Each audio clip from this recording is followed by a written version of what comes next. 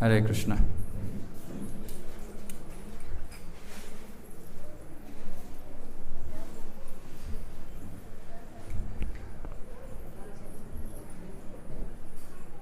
So ಇವತ್ತು ಅಲ್ಲ ನಾಳೆ, ಆದರೆ ನಾವಿವತ್ತು ಆಚರಿಸ್ತಾ ಇದ್ದೀವಿ ಬಹಳ ವಿಶೇಷವಾದ ಒಂದು ಹಬ್ಬ, ಮುಖ್ಯವಾಗಿ ಭಕ್ತರಿಗೆ ನರಸಿಂಹ ಚತುರ್ದಶಿ.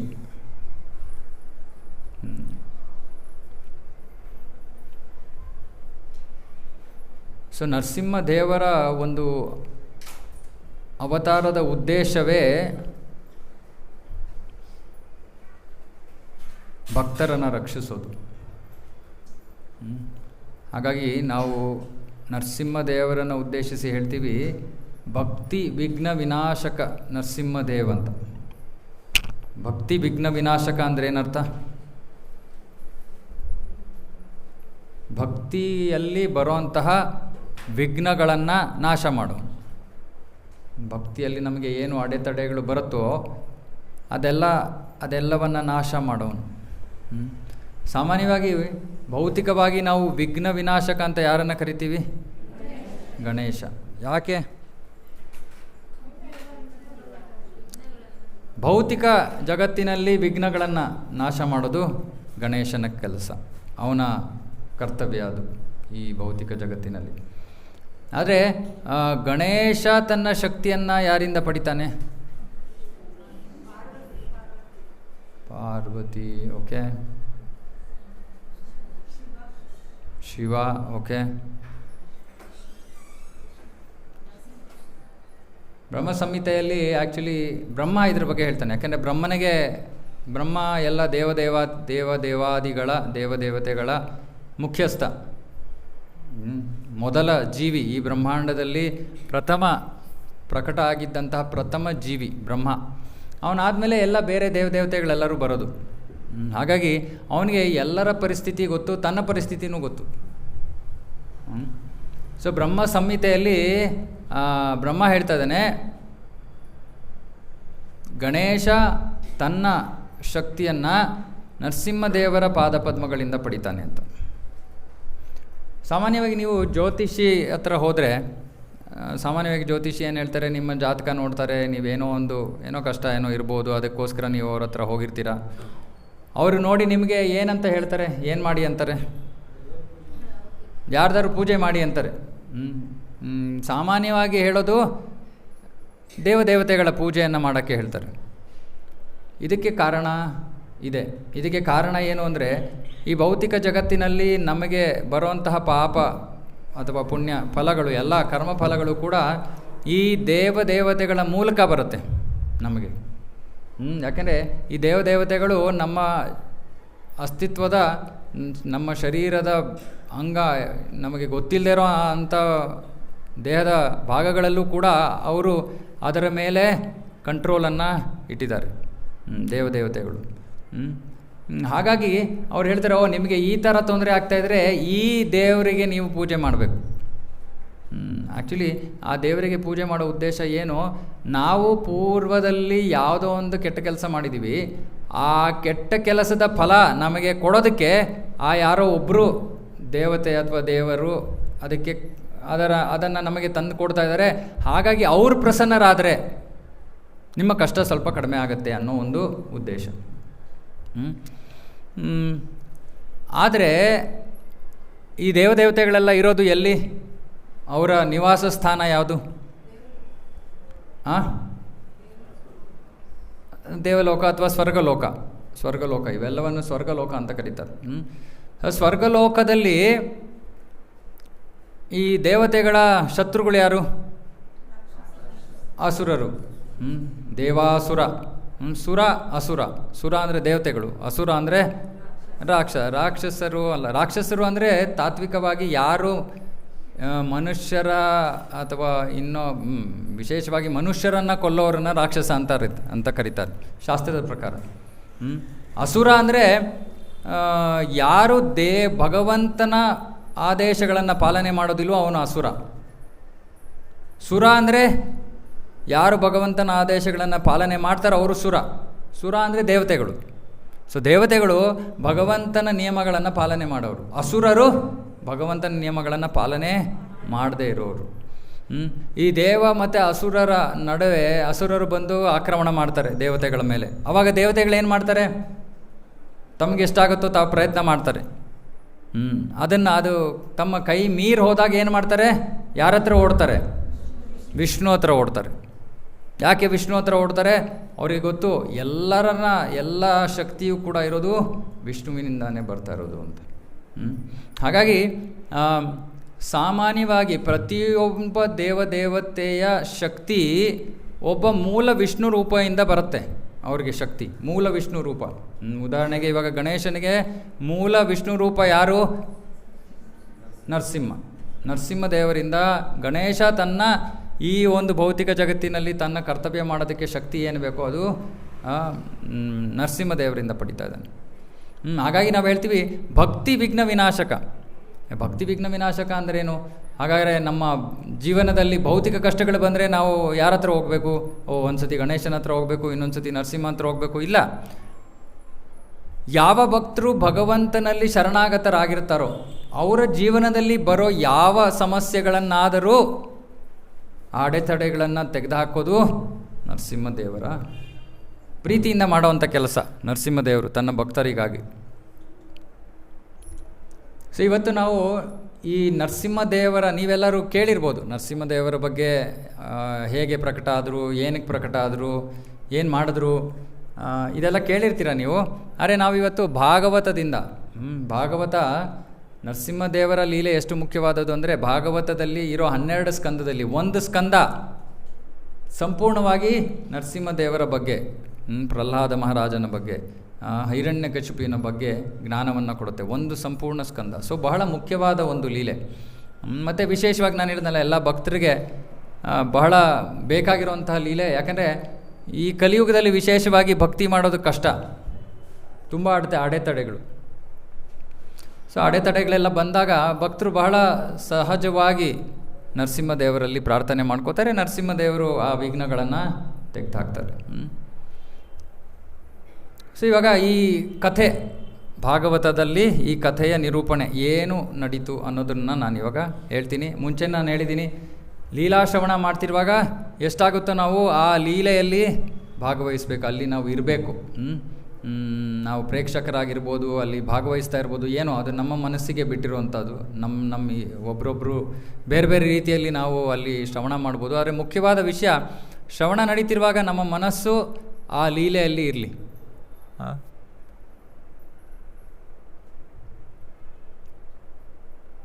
ಒಂದು ಸಮಯದಲ್ಲಿ ಬ್ರಹ್ಮನ 4 ಪುತ್ರರು, ಅವರನ್ನು ಕುಮಾರರು ಅಂತ ಕರೀತಾರೆ. ಕುಮಾರರು ಸನಕ, ಸನಾತನ, ಸನಂದನ, ಸನತ್ ಕುಮಾರ. ಸೊ ಈ 4 ಕುಮಾರರು ಅವರು ತಮ್ಮ ಯೋಗಿಕ ಶಕ್ತಿಯಿಂದ ಈ ಜಗತ್ತಿನಲ್ಲಿ ಎಲ್ಲಿ ಬೇಕಾದ್ರೂ ಪ್ರಯಾಣ ಮಾಡುವಂತಹ ಶಕ್ತಿಯನ್ನು ಹೊಂದಿರ್ತಾರೆ. ಸೊ ಒಂದು ಸತಿ ಏನಾಗುತ್ತೆ, ಅವರು ವೈಕುಂಠ ಲೋಕವನ್ನು ಪ್ರವೇಶ ಮಾಡ್ತಾರೆ. ಕುಮಾರರ ತಂದೆ ಯಾರು? ಬ್ರಹ್ಮ ಹಲವಾರು ಸತಿ ಕುಮಾರರಿಗೆ ಭಗವಂತನ ಬಗ್ಗೆ, ವಿಷ್ಣುವಿನ ಬಗ್ಗೆ ಸಾಕಷ್ಟು ಅವನ ವರ್ಣನೆಯನ್ನು ಮಾಡಿದ್ದಾರೆ, ಅವನ ಬಗ್ಗೆ ವಿಷಯಗಳನ್ನು ತಿಳಿಸಿದ್ದಾರೆ. ಹಾಗಾಗಿ ಆ ಶ್ರವಣ ಮಾಡಿ ಅವರಿಗೆ ಒಂದು ಸತಿ ನಾವು ವಿಷ್ಣುವನ್ನು ಹೋಗಿ ಭೇಟಿ ಮಾಡಬೇಕು ಅನ್ನೋ ಒಂದು ಅವ್ರಿಗೆ ಇಚ್ಛೆ ಬರುತ್ತೆ. ಹಾಗಾಗಿ ವೈಕುಂಠ ಲೋಕವನ್ನು ಪ್ರವೇಶ ಮಾಡ್ತಾರೆ. ಈ ವೈಕುಂಠ ಲೋಕದಲ್ಲಿ 7 ಬಾಗಿಲುಗಳಿದ್ವು. ಕುಮಾರರು 4 ಬಾಗಿಲುಗಳನ್ನು ಯಾವ ಸಮಸ್ಯೆ ಇಲ್ಲದೆ ದಾಟಿಬಿಡ್ತಾರೆ. ಕೊನೆಗೆ 7ನೇ ಬಾಗಿಲಿನಲ್ಲಿ ಅವರು 2 ದ್ವಾರಪಾಲಕರನ್ನು ನೋಡ್ತಾರೆ. ನೀವು ಯಾವುದೇ ಒಂದು ವಿಷ್ಣುವಿನ ದೇವಸ್ಥಾನಕ್ಕೆ ಹೋದರೆ ಹೊರಗಡೆ ದ್ವಾರಪಾಲಕರು ನಿಂತಿದ್ದಾರೆ. ಯಾರು ಇವರು ದ್ವಾರಪಾಲಕರು? ತುಂಬ ಸಂತೋಷ, ಜಯ ವಿಜಯ. ಸೊ ಜಯ ವಿಜಯರು 2 ನಿಂತಿದ್ದಾರೆ. ಅವರ ಕೆಲಸ ಈ ವೈಕುಂಠ ಲೋಕವನ್ನು ಪ್ರವೇಶ ಮಾಡ್ತಾ ಇರೋರು ಅರ್ಹತೆ ಇರೋರೋ ಇಲ್ಲದೆ ಇರೋರು ಅನ್ನೋದನ್ನು ನೋಡೋದು. ಅರ್ಹತೆ ಇಲ್ಲದೆ ಇರೋರು ಅಂತ ಅನಿಸಿದ್ರೆ ಅವರನ್ನು ನಿಲ್ಲಿಸೋದು ಅವರ ಕೆಲಸ ಅಲ್ಲಿ. ಈ ಕುಮಾರರು ಬಹಳ ವಯಸ್ಸಾಗಿರುವಂತಹ ಜೀವಿಗಳು.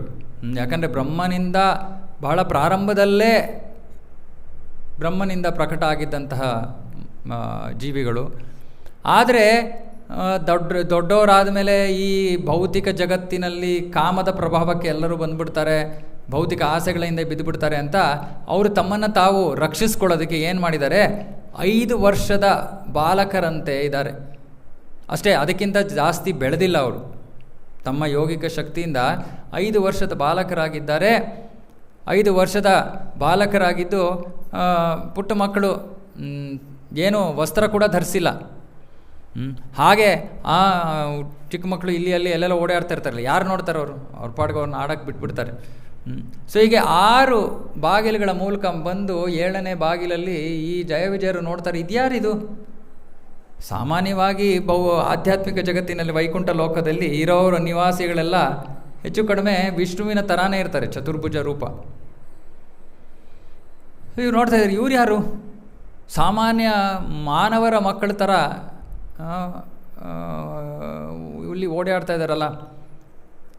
ಸೊ ಜಯವಿಜಯರಿಗೆ ಸಂದೇಹ ಬಂತು, ಇವರು ಒಳಗೆ ಬರೋಕ್ಕೆ ಯೋಗ್ಯತೆ ಇಲ್ವೇನೋ ಇವ್ರಿಗೆ ಅಂತ ಅಂದ್ಕೊಂಡು ಅವ್ರು ಏನು ಮಾಡ್ತಾರೆ, ಆ ಕುಮಾರರನ್ನು ಮಕ್ಕಳನ್ನು ನಿಲ್ಲಿಸ್ಬಿಡ್ತಾರೆ ಅಲ್ಲಿ ಬಾಗಿಲಲ್ಲಿ. ಅರೆ ಕುಮಾರರು ಬಂದಿದ್ದು ಅವರು ವಿಷ್ಣುವಿನ ದರ್ಶನವನ್ನು ಪಡ್ಕೊಳ್ಳೋಕ್ಕೆ ಅಂತ ಬಹಳ ಕಾತರರಾಗಿ ಬಂದಿದ್ದಾರೆ. ಮತ್ತು ಇಲ್ಲಿ ಜಯವಿಜಯರು ಏನು ಮಾಡಿದ್ರು, ಅವರ ದರ್ಶನ ಭಾಗ್ಯ, ಅವರಿಗೆ ದರ್ಶನ ಇಲ್ಲ ಅನ್ನೋ ರೀತಿಯಲ್ಲಿ ಅವರನ್ನು ಬಾಗಿಲಲ್ಲೇ ನಿಲ್ಲಿಸ್ಬಿಟ್ರು. ಆಗ ಈ ಕುಮಾರರಿಗೆ ಸ್ವಲ್ಪ ನೋವಾಗುತ್ತೆ, ಜೊತೆಗೆ ಕೋಪ ಬರುತ್ತೆ. ನೋವು ಯಾಕೆ? ಭಗವಂತನ ದರ್ಶನ ಪಡೆಯೋಕ್ಕೆ ಬಂದಿದ್ದೀವಿ, ಇವರು ನಮ್ಮನ್ನು ನಿಲ್ಲಿಸ್ತಾ ಇದ್ದಾರೆ. ಕೋಪ ಬರುತ್ತೆ, ವೈಕುಂಠ ಲೋಕದಲ್ಲಿ ಇಂಥ ನಿವಾಸಿಗಳಿದ್ದಾರಲ್ಲ, ಇವರಿಗೆ ತಕ್ಕ ಶಿಕ್ಷೆ ಆಗಬೇಕು. ಇವರು ವೈಕುಂಠ ಲೋಕದಲ್ಲೂ ದ್ವಂದ್ವವನ್ನು ನೋಡ್ತಾ ಇದ್ದಾರೆ. ದ್ವಂದ್ವ ಅಂದರೆ ಸ್ನೇಹಿತ ಶತ್ರು, ಇದು ದ್ವಂದ್ವ. ಆ ದ್ವಂದ್ವವನ್ನು ಆಧ್ಯಾತ್ಮಿಕ ಜಗತ್ತಿನಲ್ಲಿ ಯಾರೂ ನೋಡೋದಿಲ್ಲ, ಭೌತಿಕ ಜಗತ್ತಿಗೆ ಸೀಮಿತವಾಗಿರುವಂಥದ್ದು. ಹಾಗಾಗಿ ಇವರು ಯೋಚನೆ ಮಾಡ್ತಾಯಿದ್ರೆ, ಈ ಇಬ್ಬರು ಜಯವಿಜಯರಿಗೆ ನಾವು ತಕ್ಕ ಶಿಕ್ಷೆಯನ್ನು ಕೊಡಬೇಕು, ಅವರು ಇಲ್ಲಿ ವೈಕುಂಠ ಲೋಕದಲ್ಲಿ ಇರೋದಕ್ಕೆ ಯೋಗ್ಯರಲ್ಲ, ಅವ್ರನ್ನ ಎಲ್ಲಿ ದ್ವಂದ್ವಗಳಿದೆಯೋ ಅಂತಹ ಭೌತಿಕ ಜಗತ್ತಿಗೆ ಕಳಿಸೋಣ ಅಂದ್ಬಿಟ್ಟು ಶಾಪವನ್ನು ಕೊಟ್ಟುಬಿಡ್ತಾರೆ. ಆ ಶಾಪವನ್ನು ಕೊಟ್ಟಾಗ ಭಗವಂತನಿಗೆ ಗೊತ್ತಾಗತ್ತೆ, ಅದು ಬೇರೆ ಒಂದು ಲೀಲೆ, ಅದನ್ನು ಬೇರೆ ಸಮಯದಲ್ಲಿ ನಾವು ಚರ್ಚೆ ಮಾಡೋಣ. ಭಗವಂತ ಅಲ್ಲಿಗೆ ಬರ್ತಾನೆ. ಬಂದು ಆಗ ಜಯವಿಜಯರು ತಮ್ಮ ಸ್ಥಾನದಿಂದ ಪತಿತರಾಗೋ ಒಂದು ಸನ್ನಿವೇಶದಲ್ಲಿ ಭಗವಂತ ಅವರನ್ನು ಕೇಳ್ತಾ, ನಿಮಗೆ ನನ್ನಿಂದ ದೂರ ಇರೋದಕ್ಕೆ 2 ಆಯ್ಕೆಗಳಿದೆ ನಿಮಗೆ. ಒಂದು, 3 ಜನ್ಮಗಳು ನನ್ನ ವೈರಿಯಾಗಿರ್ಬೋದು, ಇಲ್ಲ 7 ಜನ್ಮಗಳು ನನ್ನ ಹಿತೈಷಿಯಾಗಿ ಅಥವಾ ನನ್ನ ಸೇವಕರಾಗಿ ಇರ್ಬೋದು ಭೌತಿಕ ಜಗತ್ತಿನಲ್ಲಿ. ಯಾವುದು ಬೇಕು ನಿಮಗೆ ಅಂತ. ಜಯವಿಜಯರು ಆಧ್ಯಾತ್ಮಿಕ ಜಗತ್ತಿನಲ್ಲಿರೋ ನಿವಾಸಿಗಳು, ಅವರಿಗೆ ಭಗವಂತನನ್ನು ಬಿಟ್ಟು ಒಂದು ಕ್ಷಣ ಕೂಡ ಇರೋಕ್ಕಾಗಲ್ಲ. ಅವರು ಒಂದು ಕ್ಷಣವೇ ಸಹಸ್ರ ಯುಗಗಳಂತೆ ಅವ್ರಿಗೆ ಅನ್ನಿಸ್ತಾ ಇದೆ. ಇನ್ನು ಯೋಚನೆ ಮಾಡ್ತಾ ಇದ್ದಾರೆ, 3 ಜನ್ಮಗಳು 7 ಜನ್ಮಗಳು, ಖಂಡಿತವಾಗಿಯೂ 7 ಜನ್ಮಗಳು 3 ಜನ್ಮಕ್ಕಿಂತ ಜಾಸ್ತಿ ಇರುತ್ತೆ ಸಮಯ. ಭಗವಂತನಿಂದ ನಾವು ದೂರ ಇರಬೇಕಾಗತ್ತೆ. ಹಾಗಾದರೆ ಪರವಾಗಿಲ್ಲ, ನಾವು ನಿನ್ನ ವೈರ್ಯಾಗೆ 3 ಜನ್ಮಗಳನ್ನು ತಳೆದು ನಾವು ವಾಪಸ್ ಬರೋದಕ್ಕೆ ಇಚ್ಛೆ ಪಡ್ತೀವಿ ಅಂತ. ಮತ್ತು ಆ ಜಯವಿಜಯರು ಭೌತಿಕ ಜಗತ್ತಿಗೆ, ಭೂಮಿಗೆ ಪತಿತರಾಗ್ತಾರೆ. ಅವರ ಮೊದಲ ಜನ್ಮ ಯಾರು? ಜಯವಿಜಯರು ಯಾರಾಗಿ ಬರ್ತಾರೆ? ಹಿರಣ್ಯಾಕ್ಷ, ಹಿರಣ್ಯಕಶಿಪು ಮೊದಲ ಜನ್ಮ. 2ನೇ ಜನ್ಮ ರಾವಣ, ಕುಂಭಕರ್ಣ. 3ನೇ ಜನ್ಮ ಶಿಶುಪಾಲ ದಂತವಕ್ರ. ಸೊ ಈ ರೀತಿಯಲ್ಲಿ ಈ ಒಂದು ಪುರಾಣಗಳಲ್ಲಿ ನಾವು ನೋಡಿರುವಂತಹ ಅಸುರರಲ್ಲಿ ಎಲ್ಲಕ್ಕಿಂತ ಶ್ರೇಷ್ಠ ಅಸುರರಾಗಿ ಆ ಜಯವಿಜಯರು 3 ಜನ್ಮಗಳನ್ನ ತಗೊಂಡು 3 ಜನ್ಮದ ಕೊನೆಯಲ್ಲಿ ಭಗವದ್ಧಾಮಕ್ಕೆ ವೈಕುಂಠಕ್ಕೆ ವಾಪಸ್ ಹೋಗ್ತಾರೆ.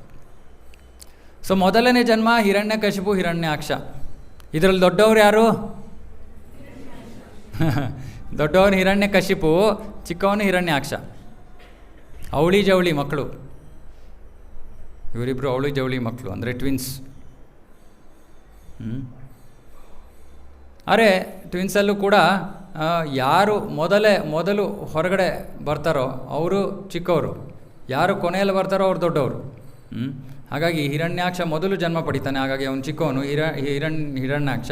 ಹಿರಣ್ಯಕಶಿಪು ಅವನಾದಮೇಲೆ ಬರ್ತಾನೆ, ಹಾಗಾಗಿ ಅವನು ದೊಡ್ಡವನು.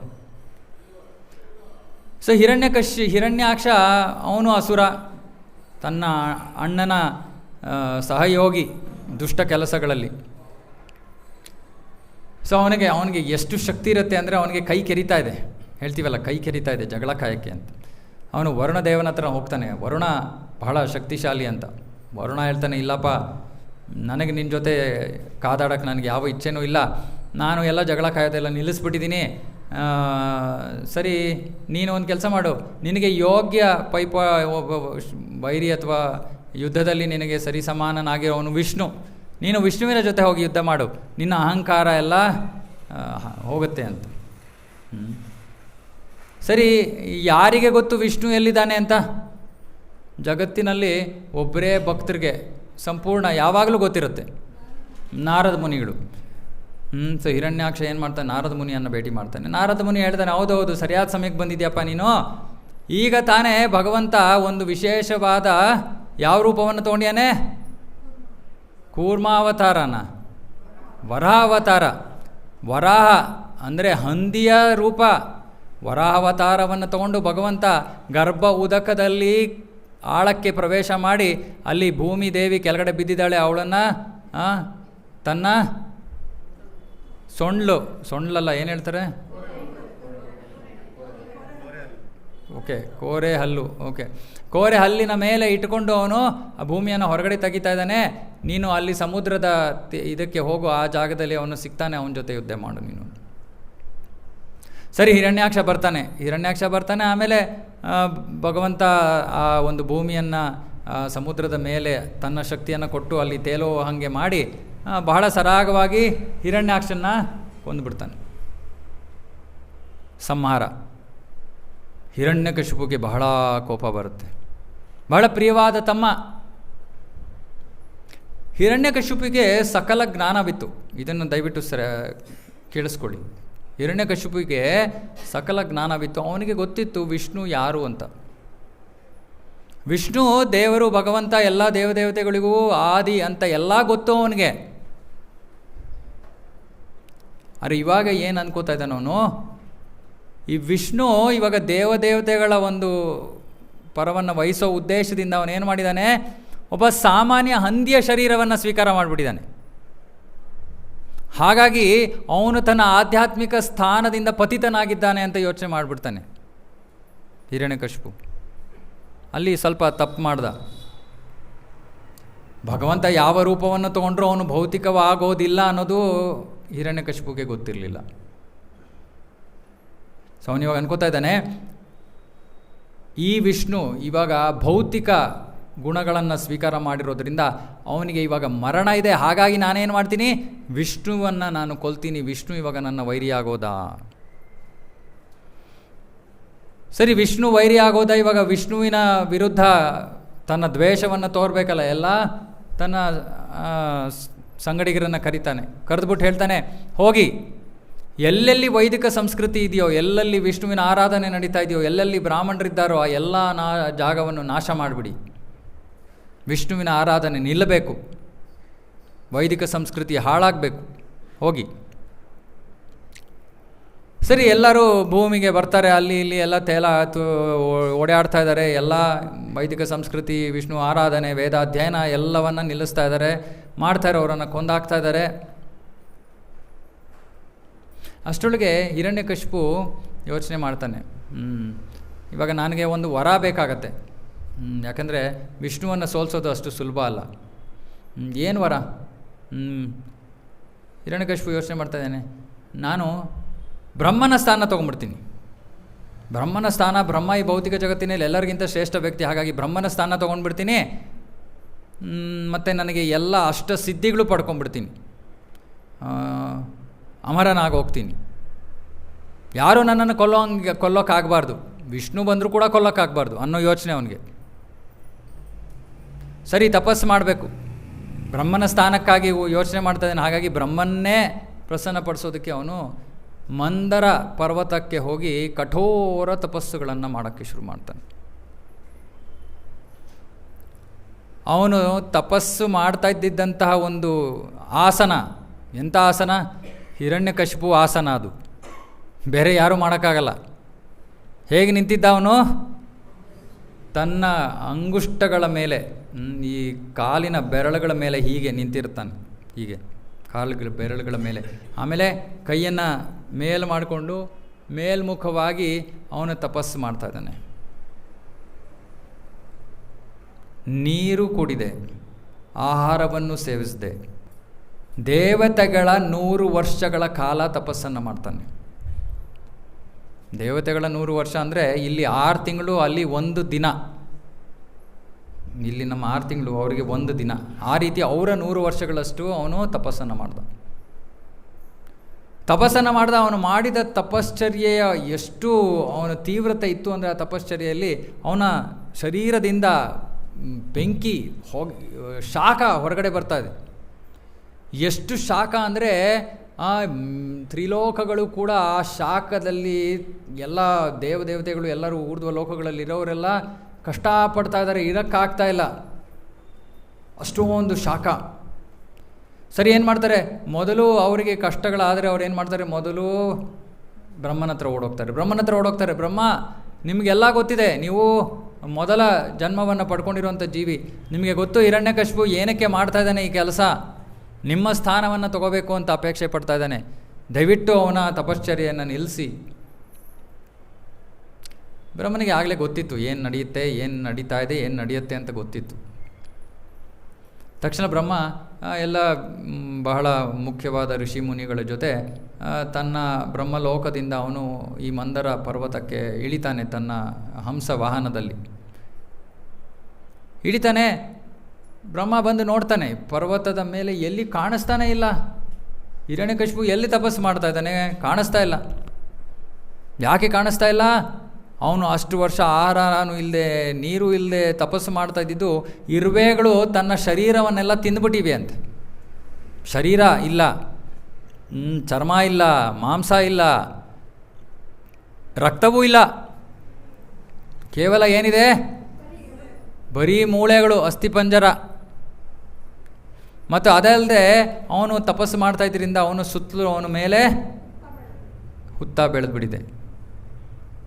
ಹುತ್ತ ಏನೇನೋ ಅದರ ಮೇಲೆ ಹುಲ್ಲು ಅದು ಇದು ಎಲ್ಲ ಬೆಳೆದ್ಬಿಟ್ಟಿದೆ.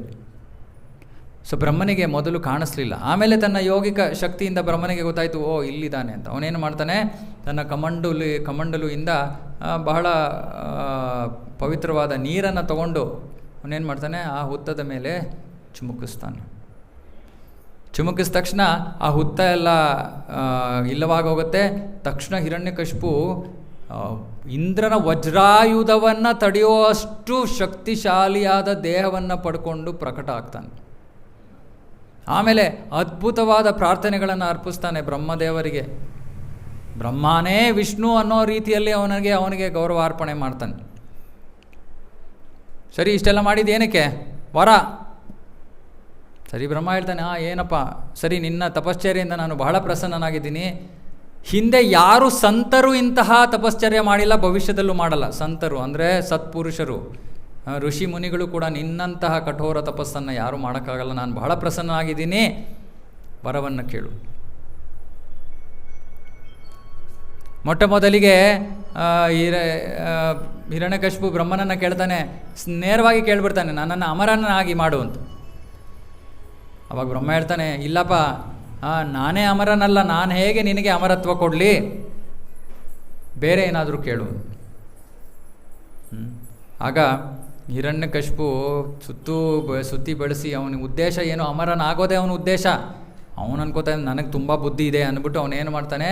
ಬ್ರಹ್ಮನಿಗೆ ಈ ರೀತಿಯಾಗಿ ವರವನ್ನು ಕೇಳ್ತಾನೆ. ಏನು ವರ? ನಾನು ಮನೆ ಒಳಗಡೆ ಅಥವಾ ಮನೆ ಹೊರಗಡೆ, ಮನೆ ಒಳಗೂ ಸಾಯಬಾರ್ದು, ನಾನು ಮನೆ ಹೊರಗೂ ಸಾಯಬಾರ್ದು, ಹಗಲಿನಲ್ಲೂ ಸಾಯಬಾರ್ದು, ರಾತ್ರಿಯಲ್ಲೂ ಸಾಯಬಾರ್ದು, ಆಮೇಲೆ ಭೂಮಿಯ ಮೇಲೂ ಸಾಯಬಾರ್ದು, ಆಕಾಶದಲ್ಲೂ ಸಾಯಬಾರ್ದು, ಯಾವ ಅಸ್ತ್ರದಿಂದಲೂ ನನ್ನನ್ನು ಕೊಲ್ಲೋದಕ್ಕೆ ಆಗಬಾರ್ದು. ಯಾವ ಮನುಷ್ಯನೂ ನನ್ನನ್ನು ಕೊಲ್ಲೋಕ್ಕಾಗಬಾರ್ದು.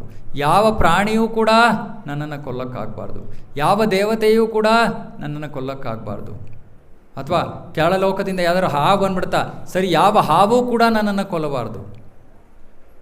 ಇದೆಲ್ಲ ಲೆಕ್ಕಾಚಾರದಲ್ಲಿ ಹಿರಣ್ಯಕಶಿಪು ಒಂದು ಮರ್ತುಬಿಟ್ಟ, ವಿಷ್ಣು ಅಲೌಕಿಕ ಅನ್ನೋದನ್ನು ಮರ್ತುಬಿಟ್ಟ. ಯಾಕಂದರೆ ಅವನು ಭೌತಿಕ ಶರೀರ ತೊಗೊಂಡ್ಬಿಟ್ನಲ್ಲ. ಹಾಗಾಗಿ ಮೊದಲು ಕೇಳ್ತಾನೆ, ಯಾವ ಪ್ರಾಣಿಯಿಂದನೂ ನಾನು ಕೊಲ್ಲಬಾರ್ದು. ಯಾಕೆ ತಿರ್ಗಾ ವಿಷ್ಣು ತಿರ್ಗಾ ಯಾವುದೋ ಒಂದು ಪ್ರಾಣಿಯ ಶರೀರವನ್ನು ತೊಗೊಂಡು ಬಂದುಬಿಡ್ತಾನೆ ಅಂದ್ಬಿಟ್ಟು ಮೊದಲೇ ಕೇಳ್ಬಿಡ್ತಾನೆ, ಪ್ರಾಣಿಯಿಂದ ಕೊಲ್ಲಲ್ಪಡಬಾರ್ದು ನಾನು. ಮನುಷ್ಯರು ಎನಿವೆ ತುಚ್ಛರು, ಆದರೂ ಮನುಷ್ಯರಿಂದನೂ ಬೇಡ, ಕೊಲ್ಲಲ್ಪಡಬಾರ್ದು. ಸೊ ಇವೆಲ್ಲ ಕಂಡೀಷನ್ ಹಾಕ್ತಾನೆ. ಆಮೇಲೆ ಹೇಳ್ತಾನೆ, ನಿನಗೆ ಯಾರು ವೈರಿ ಇಲ್ಲ, ಪ್ರತಿಸ್ಪರ್ಧಿ ಇಲ್ಲ, ಅದೇ ರೀತಿ ನನಗೂ ಅಂತಹದೇ ಒಂದು ಸ್ಥಾನ ಬೇಕು. ಮತ್ತು ನನಗೆ ಅಷ್ಟು ಸಿದ್ಧಿಗಳು ಬೇಕು, ಮತ್ತು ನಿನ್ನ ಸ್ಥಾನ ಬೇಕು.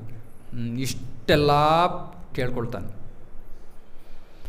ಇವಾಗ ದೇವತೆಗಳಲ್ಲಿ ಒಂದು ಸಮಸ್ಯೆ ಅವ್ರಿಗೆ, ಯಾರಾದರೂ ತಮ್ಮನ್ನು ಪ್ರಸನ್ನಪಡಿಸೋವಂಥ ರೀತಿಯಲ್ಲಿ ಅವರು ತಪಶ್ಚರ್ಯಗಳು, ಯಾರಾದರೂ ಪೂಜೆ ಆರಾಧನೆಗಳನ್ನು ಮಾಡಿದರೆ ಅದಕ್ಕೆ ವರ ಕೊಡಲೇಬೇಕು. ಅವ್ರು ಇಲ್ಲ ಅಂತ ಹೇಳೋಕ್ಕಾಗಲ್ಲ. ಸೊ ಬ್ರಹ್ಮ ಇಲ್ಲ ಅಂತ ಹೇಳೋಕ್ಕಾಗಲಿಲ್ಲ, ಯಾಕಂದರೆ ಇದು ಅವನ ಕೈನಲ್ಲಿ ಇತ್ತು, ಇಷ್ಟು ಕೊಡ್ಬೋದಾಗಿತ್ತು ಅವನು. ಸೊ ಹಾಗಾಗಿ ಬ್ರಹ್ಮ ಸರಿ ಆಯಿತು ತಥಾಸ್ತು ಅಂತಾನೆ.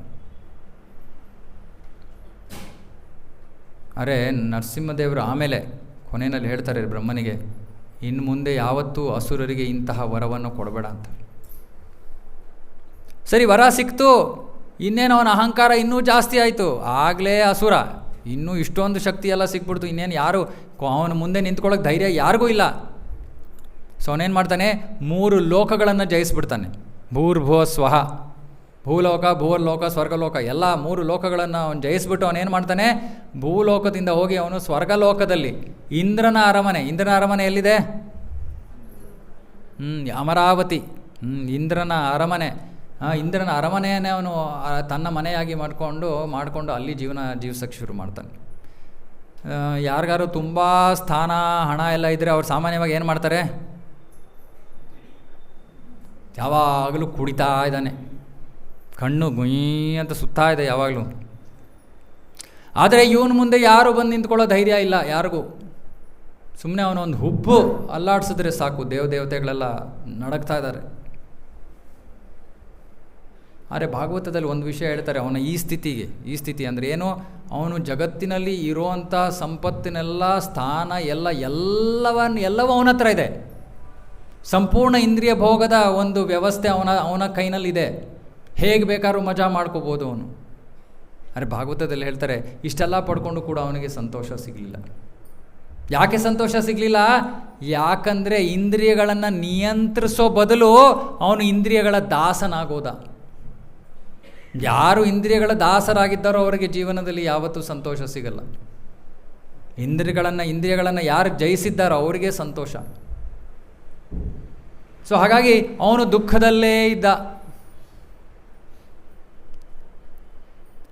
ಇಷ್ಟರೊಳಗಡೆ ಹಿರಣ್ಯಕಶಿಪು ಯಾವಾಗ ತಪಶ್ಚರ್ಯ ಮಾಡೋಕ್ಕೆ ಹೋಗಿದ್ನೋ ಅಷ್ಟರೊಳಗೆ, ಆವಾಗ ಸ್ವಲ್ಪ ರಿವೈಂಡ್ ಮಾಡ್ತಾಯಿದ್ದೀನಿ, ದೇವತೆಗಳೆಲ್ಲ ನೋಡ್ತಾರೆ ಅಸುರರು ಇವಾಗ ನಾಯಕನಿಲ್ಲದೆ ಇದ್ದಾರೆ. ಯಾಕಂದರೆ ಹಿರಣ್ಯಾಕ್ಷನೂ ಸತ್ತೋಗ್ಬಿಟ್ಟಿದ್ದಾನೆ, ಹಿರಣ್ಯಕಶಿಪು ಎಲ್ಲೋ ತಪಸ್ ಮಾಡೋಕ್ಕೆ ಹೋಗಿದ್ದಾನೆ. ಸರಿ, ಈ ಅಸುರರನ್ನು ನಾವು ನಾಶ ಮಾಡಿಬಿಡೋಣ ಅಂದ್ಬಿಟ್ಟು ಅವ್ರು ಏನು ಮಾಡ್ತಾರೆ, ಅಸುರರ ಮೇಲೆ ಆಕ್ರಮಣ ಮಾಡ್ತಾರೆ. ಆಕ್ರಮಣ ಮಾಡಿ ಏನು ಮಾಡ್ತಾರೆ, ಆ ಸಮಯದಲ್ಲಿ ಹಿರಣ್ಯಕಶಿಪುವಿನ ಪತ್ನಿ ಕಯಾದು ಅಂತ ಅವಳ ಹೆಸರು, ಅವಳು ಗರ್ಭಿಣಿ ಆಗಿರ್ತಾಳೆ. ಇವಾಗ ಇಂದ್ರನ ಚಿಂತೆ ಏನು, ಇವನೊಬ್ಬ ಅಸುರ ಇದಾನಾಗಲೇ ಹಿರಣ್ಯಕಶಿಪು, ಅವನ ಮಗನೂ ಖಂಡಿತ ಅಸುರಾನೇ, ಇವನು ಬದುಕಿರೋದಕ್ಕೆ ಬಿಡಬಾರ್ದು ಅಂದ್ಬಿಟ್ಟು ಏನು ಮಾಡ್ತಾನೆ ಅವನು, ಆದರೆ ಗರ್ಭಿಣಿ ಸ್ತ್ರೀಯನ್ನು ಕೊಲ್ಲೋದು ಧರ್ಮ ಅಲ್ಲ ಅಂದ್ಬಿಟ್ಟು ಆ ಕಯಾದುವನ್ನು ತನ್ನ ಜೊತೆ ಸ್ವರ್ಗಲೋಕಕ್ಕೆ ಕರ್ಕೊಂಡು ಹೋಗ್ತಾ ಇದ್ದಾನೆ. ಉದ್ದೇಶ ಇಷ್ಟೇ, ಮಗುವಿನ ಜನ್ಮ ಆದ ತಕ್ಷಣ ಮಗುವನ್ನು ಕೊಂದುಬಿಡೋದು, ಇಷ್ಟೇ ಅವನ ಉದ್ದೇಶ. ಸರಿ, ಇವನು ಹೋಗ್ತಾ ಇದ್ದಾಗ ನಾರದ ಮುನಿಗಳು ಸಿಗ್ತಾರೆ ದಾರಿಯಲ್ಲಿ. ನಾರದ ಮುನಿಗಳು ಹೇಳ್ತಾರೆ, ಏನಪ್ಪ ಮಾಡ್ತಾ ಇದೆಯಾ ನೀನು? ಇಂದ್ರ ಹೇಳ್ತಾನೆ, ಏನೂ ಇಲ್ಲ ಸ್ವಾಮಿ, ಇವರು ಗರ್ಭದಲ್ಲಿ ಅಸುರ ಇದ್ದಾನೆ, ಅವನು ಜನ್ಮ ಪಡೆದ ತಕ್ಷಣ ಅವನನ್ನು ಕೊಂದುಬಿಡ್ತೀನಿ, ಈ ಹೆಂಗಸನ್ನು ಅವ್ರಿಗೇನು ತೊಂದರೆ ಕೊಡಲ್ಲ, ಬಿಟ್ಬಿಡ್ತೀನಿ. ಆಗ ನಾರದ ಮುನಿಗಳು ಹೇಳ್ತಾರೆ, ಇವಳ ಗರ್ಭದಲ್ಲಿರೋವನು ಅಸುರ ಅಲ್ಲ, ಇವನು ಮಹಾಭಕ್ತ. ಇವಾಗ ನಮಗೆ ಪ್ರಶ್ನೆ ಬರ್ಬೋದು, ಇದೇನಿದು, ಇಂತಹ ದೊಡ್ಡ ಅಸುರನ ಮನೆಯಲ್ಲಿ ಮಹಾಭಕ್ತ ಜನ್ಮ ಪಡ್ಕೊಳ್ಳೋಕ್ಕೆ ಹೇಗೆ ಸಾಧ್ಯ? ಇದಕ್ಕೊಂದು ಚಿಕ್ಕ ಕಥೆ ಇದೆ. ಇದನ್ನು ಬೃಹನ್ ನರಸಿಂಹ ಪುರಾಣ ಅಂತ ಇದೆ. ಆ ಬೃಹನ್ ನರಸಿಂಹ ಪುರಾಣದಲ್ಲಿ ಈ ಒಂದು ಘಟನೆ ಉಲ್ಲೇಖ. ಈ ಪ್ರಹ್ಲಾದನ ಹಿಂದಿನ ಜನ್ಮ. ಪ್ರಹ್ಲಾದ ಹಿಂದಿನ ಜನ್ಮದಲ್ಲಿ ಅವನ ತಂದೆಯ ಹೆಸರು ವಸು ಶರ್ಮ, ಮತ್ತು ಪತ್ನಿಯ ಹೆಸರು ಅಂದರೆ ವಸು ಶರ್ಮನ ಪತ್ನಿಯ ಹೆಸರು ಸುಶೀಲ ಅಂತ. ಸೊ ಇವರಿಬ್ಬರಿಗೂ ಕೂಡ 5 ಜನ ಮಕ್ಕಳು, ಗಂಡು ಮಕ್ಕಳು. 5 ಗಂಡು ಮಕ್ಕಳಲ್ಲಿ 4 ಗಂಡು ಮಕ್ಕಳು ಬಹಳ ಯೋಗ್ಯ ಬ್ರಾಹ್ಮಣರಾಗಿರ್ತಾರೆ, ತಂದೆಯ ಥರ. ಆದರೆ ಇವನು ಕೊನೆಯವನು. ಇವನ ಹೆಸರು ವಸುದೇವ ಅಂತ. ಇವನೇನು ಮಾಡ್ತಾನೆ, ಯಾವುದೋ ಒಬ್ಬ ವೇಶ್ಯ ಹಿಂದೆ ಬಿದ್ದು ಬಿಡ್ತಾನೆ. ವೇಶ್ಯೆಯಿಂದ ಬೀಳ್ತಾನೆ. ಒಂದು ದಿನ ಏನಾಗುತ್ತೆ, ವೇಶ್ಯೆಯೊಂದಿಗೆ ಕೂತಿದ್ದಾನೆ. ಯಾವುದೋ ಕಾರಣಕ್ಕೆ ಅವರ ನಡುವೆ ಏನೋ ಜಗಳವಾಯಿತು, ಮನಸ್ತಾಪ. ಹಾಗಾಗಿ ಏನು ಮಾಡ್ತಾರೆ, ಇಬ್ಬರೂ ಕೂಡ ಒಬ್ರಿಗೊಬ್ರು ಮಾತಾಡದೆ ಇಬ್ಬರೂ ಕೋಪ ಮಾಡಿಕೊಂಡು ಮುನಿಸ್ಕೊಂಡು ಸಂಪೂರ್ಣ ರಾತ್ರಿ ಜಾಗರಣೆ ಮಾಡ್ತಾರೆ. ಏನು ಮಾಡಿದ್ರು ಅವರು? ಸುಮ್ಮನೆ ಜಾಗರಣೆ ಮಾಡಿದ್ದಾರೆ. ಎದ್ದಿದ್ದಾರೆ, ಎದ್ದಿದ್ರು ಅಷ್ಟೇ, ಅವತ್ತು ನಿದ್ದೆ ಮಾಡಲಿಲ್ಲ ಆ ರಾತ್ರಿ. ಈ ರಾತ್ರಿ ಯಾವ ರಾತ್ರಿ ಅದು? ನರಸಿಂಹ ಚತುರ್ದಶಿಯ ವ್ರತದ ರಾತ್ರಿ. ಇವ್ರಿಗೆ ಗೊತ್ತಿಲ್ಲ, ಅಜ್ಞಾನದಲ್ಲಿ ಏನೋ ಹೇಗೋ ಅಂತೂ ಜಾಗರಣೆ ಮಾಡಿಬಿಟ್ಟಿದ್ದಾರೆ. ಆ ಜಾಗರಣೆ ನರಸಿಂಹ ಚತುರ್ದಶಿಯ ವ್ರತದ ಭಾಗ. ಜಾಗರಣೆ ಮಾಡೋದು ಎಲ್ಲ ವ್ರತದ ಒಂದು ಭಾಗ. ಆ ಜಾಗರಣೆ ಮಾಡಿದ ಫಲ, ಅಂತಹ ಒಳ್ಳೆಯ ದಿನದಂದು ಅವರು ಮಾಡಿದ ಒಂದು ವ್ರತದ ಒಂದು ಅಂಗವಾಗಿದ್ದ ಜಾಗರಣೆಯ ಫಲವಾಗಿ ಏನು ಸಿಕ್ತು ಆ ಜೀವಿಗೆ? ಭಗವಂತನ ಭಕ್ತನಾಗೋ ಅವಕಾಶ ಸಿಕ್ಬಿಡುದು. ಯಾಕಂದರೆ ನರಸಿಂಹದೇವರ ಆರಾಧನೆಯನ್ನು ಮಾಡ್ದ ಅವನು ಪರೋಕ್ಷವಾಗಿ. ಆದರೆ ತಾನು ಆ ವೇಶ್ಯ ಹಿಂದೆ ಬಿದ್ದಿದ್ದರಿಂದ ಅವೆಲ್ಲ ಪಾಪ ಕಾರ್ಯಗಳಾಗೋದು. ಆ ಎಲ್ಲ ಪಾಪ ಕಾರ್ಯಗಳ ಫಲವಾಗಿ ಅವನು ಯಾರ ಮಗನಾಗಿ ಹುಟ್ಕೊಂಡ? ಹಿರಣ್ಯಕಶಿಪುವಿನ ಮಗನಾಗಿ.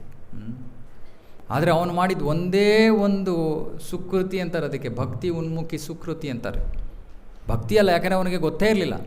ಅಜ್ಞಾತ ಸುಕೃತಿ ಅಂತಾರೆ ಇದನ್ನು. ಅಂದರೆ ಭಗವಂತನ ಕುರಿತಾಗಿ ಅಥವಾ ಭಕ್ತರ ಸಂಬಂಧಿತವಾಗಿ ಏನೋ ಒಂದು ಕಾರ್ಯವನ್ನು ಮಾಡೋದು ಗೊತ್ತಿಲ್ಲದೆ ಅಜ್ಞಾತ ಸುಕೃತಿ ಅಂತಾರೆ.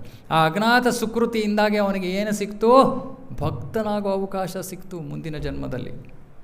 ಭಕ್ತನಾಗಬೇಕು ಅಂದರೆ ಮೊದಲು ಗುರುಗಳ ಬಳಿ ಹೋಗಬೇಕು. ಯಾರು ಗುರುಗಳಾಗ್ತಾರೆ ಇವರಿಗೆ? ನಾರದ ಮುನಿಗಳು.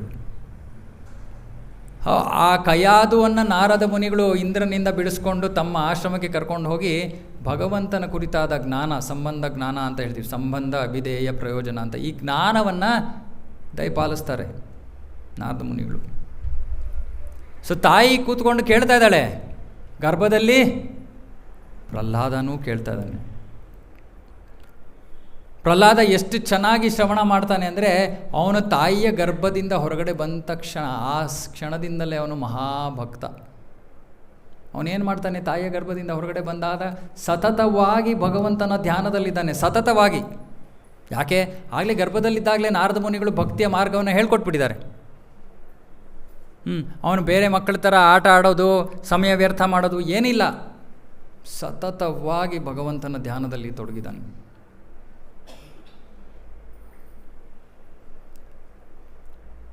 ಸರಿ, ತಂದೆ ಹಿರಣ್ಯಕಶಿಪು ದೊಡ್ಡ ಅಸುರ.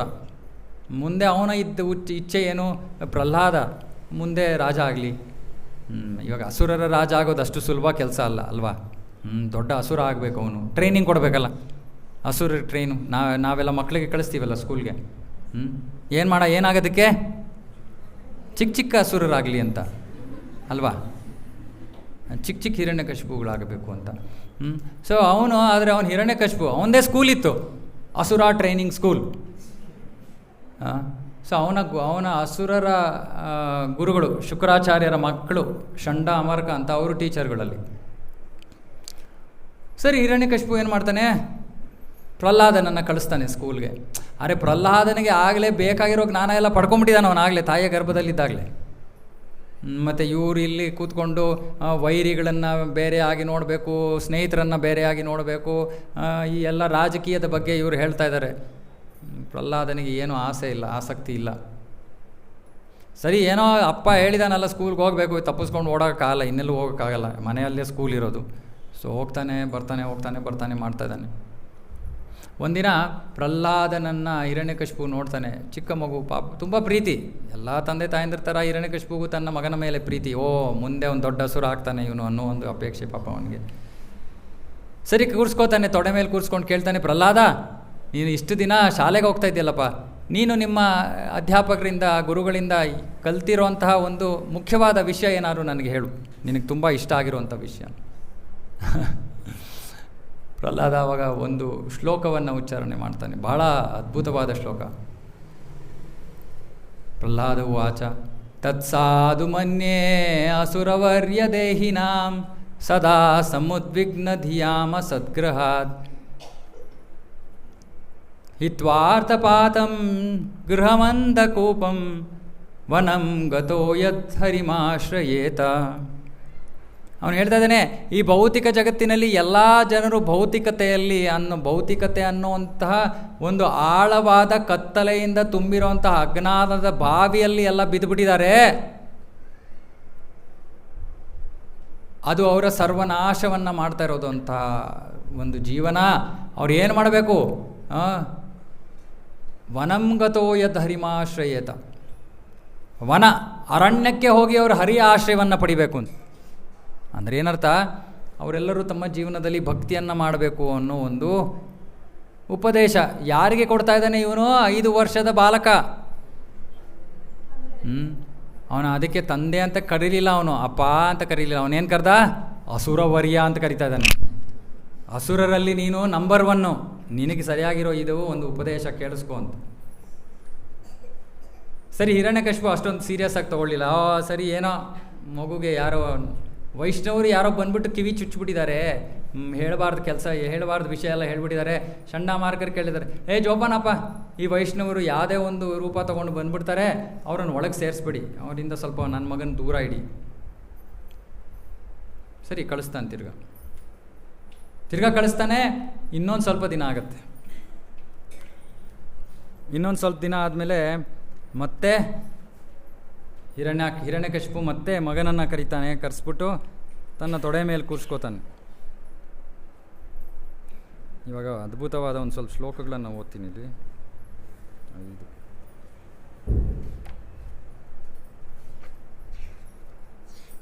ಇದು ಭಾಗವತ ಪುರಾಣ 7ನೇ ಸ್ಕಂದ.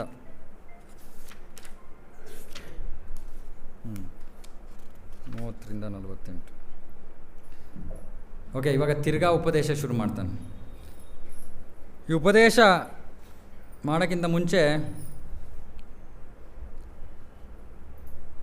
ಮೊದಲು ಹೇಳ್ಬಿಡ್ತಾನೆ, ಶ್ರವಣಂ ಕೀರ್ತನಂ ವಿಷ್ಣು ಸ್ಮರಣಂ ಪಾದಸೇವನಂ ಅರ್ಚನಂ ವಂದನಂ ದಾಸ್ಯಂ ಸಖ್ಯಂ ಆತ್ಮನಿವೇದನಂ ಅಂತ ನವವಿಧ ಭಕ್ತಿಯ ವಿಧಾನವನ್ನು ಹೇಳ್ತಾನೆ. ನೀನೇನು ಕಲ್ತಿದ್ದು ಅನ್ನೋದಕ್ಕೆ ಅವನು ಹೋದ್ಸತಿ ಹಿರಣ್ಯಕಶಿಪು ಜೊತೆ ಏನು ಮಾತಾಡಿದ್ನೋ ಅಲ್ಲಿಂದ ಮುಂದುವರಿಸ್ತಾ ಇದ್ದಾನೆ. ಹೋದ್ಸತಿ ಏನು ಹೇಳ್ದ?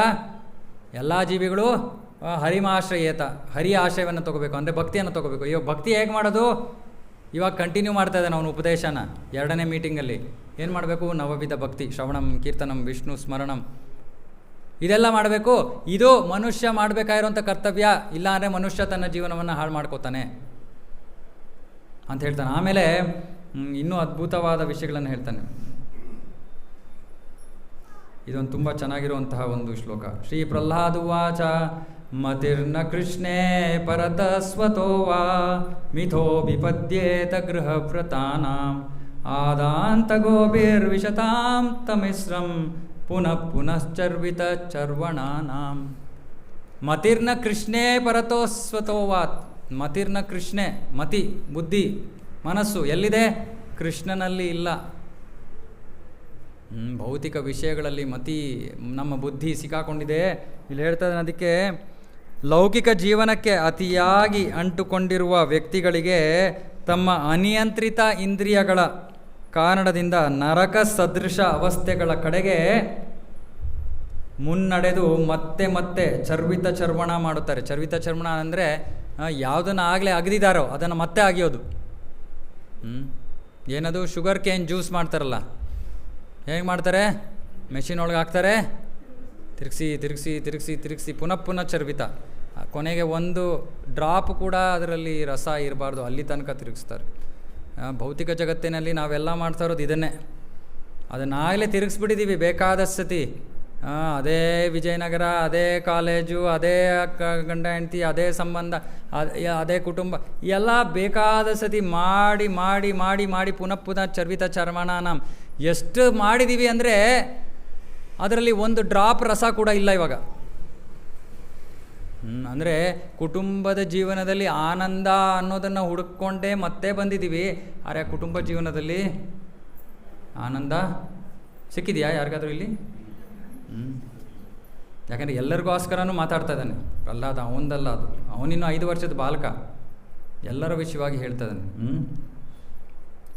ಅದಕ್ಕೆ ಹೇಳ್ತಾ ಇದ್ದಾನೆ, ಕೃಷ್ಣನ ಬಗೆಗೆ ಅವರ ಪ್ರವೃತ್ತಿ ಇತರರ ಉಪದೇಶದಿಂದಾಗಲಿ ತಮ್ಮ ಸ್ವಂತ ಪ್ರಯತ್ನಗಳಿಂದಾಗಲಿ ಇವೆರಡರ ಸಂಯೋಗದಿಂದಾಗಲಿ ಎಂದಿಗೂ ಜಾಗೃತವಾಗೋದಿಲ್ಲ. ಯಾರು ಭೌತಿಕವಾಗಿ ಸಂಪೂರ್ಣವಾಗಿ ಮುಳುಗೋಗಿದ್ದಾರೋ, ಯಾರು ಬಂದು ಅವರಿಗೆ ಬೇರೆಯವರು ಉಪದೇಶ ಕೊಟ್ಟರೂ ಕೇಳಲ್ಲ.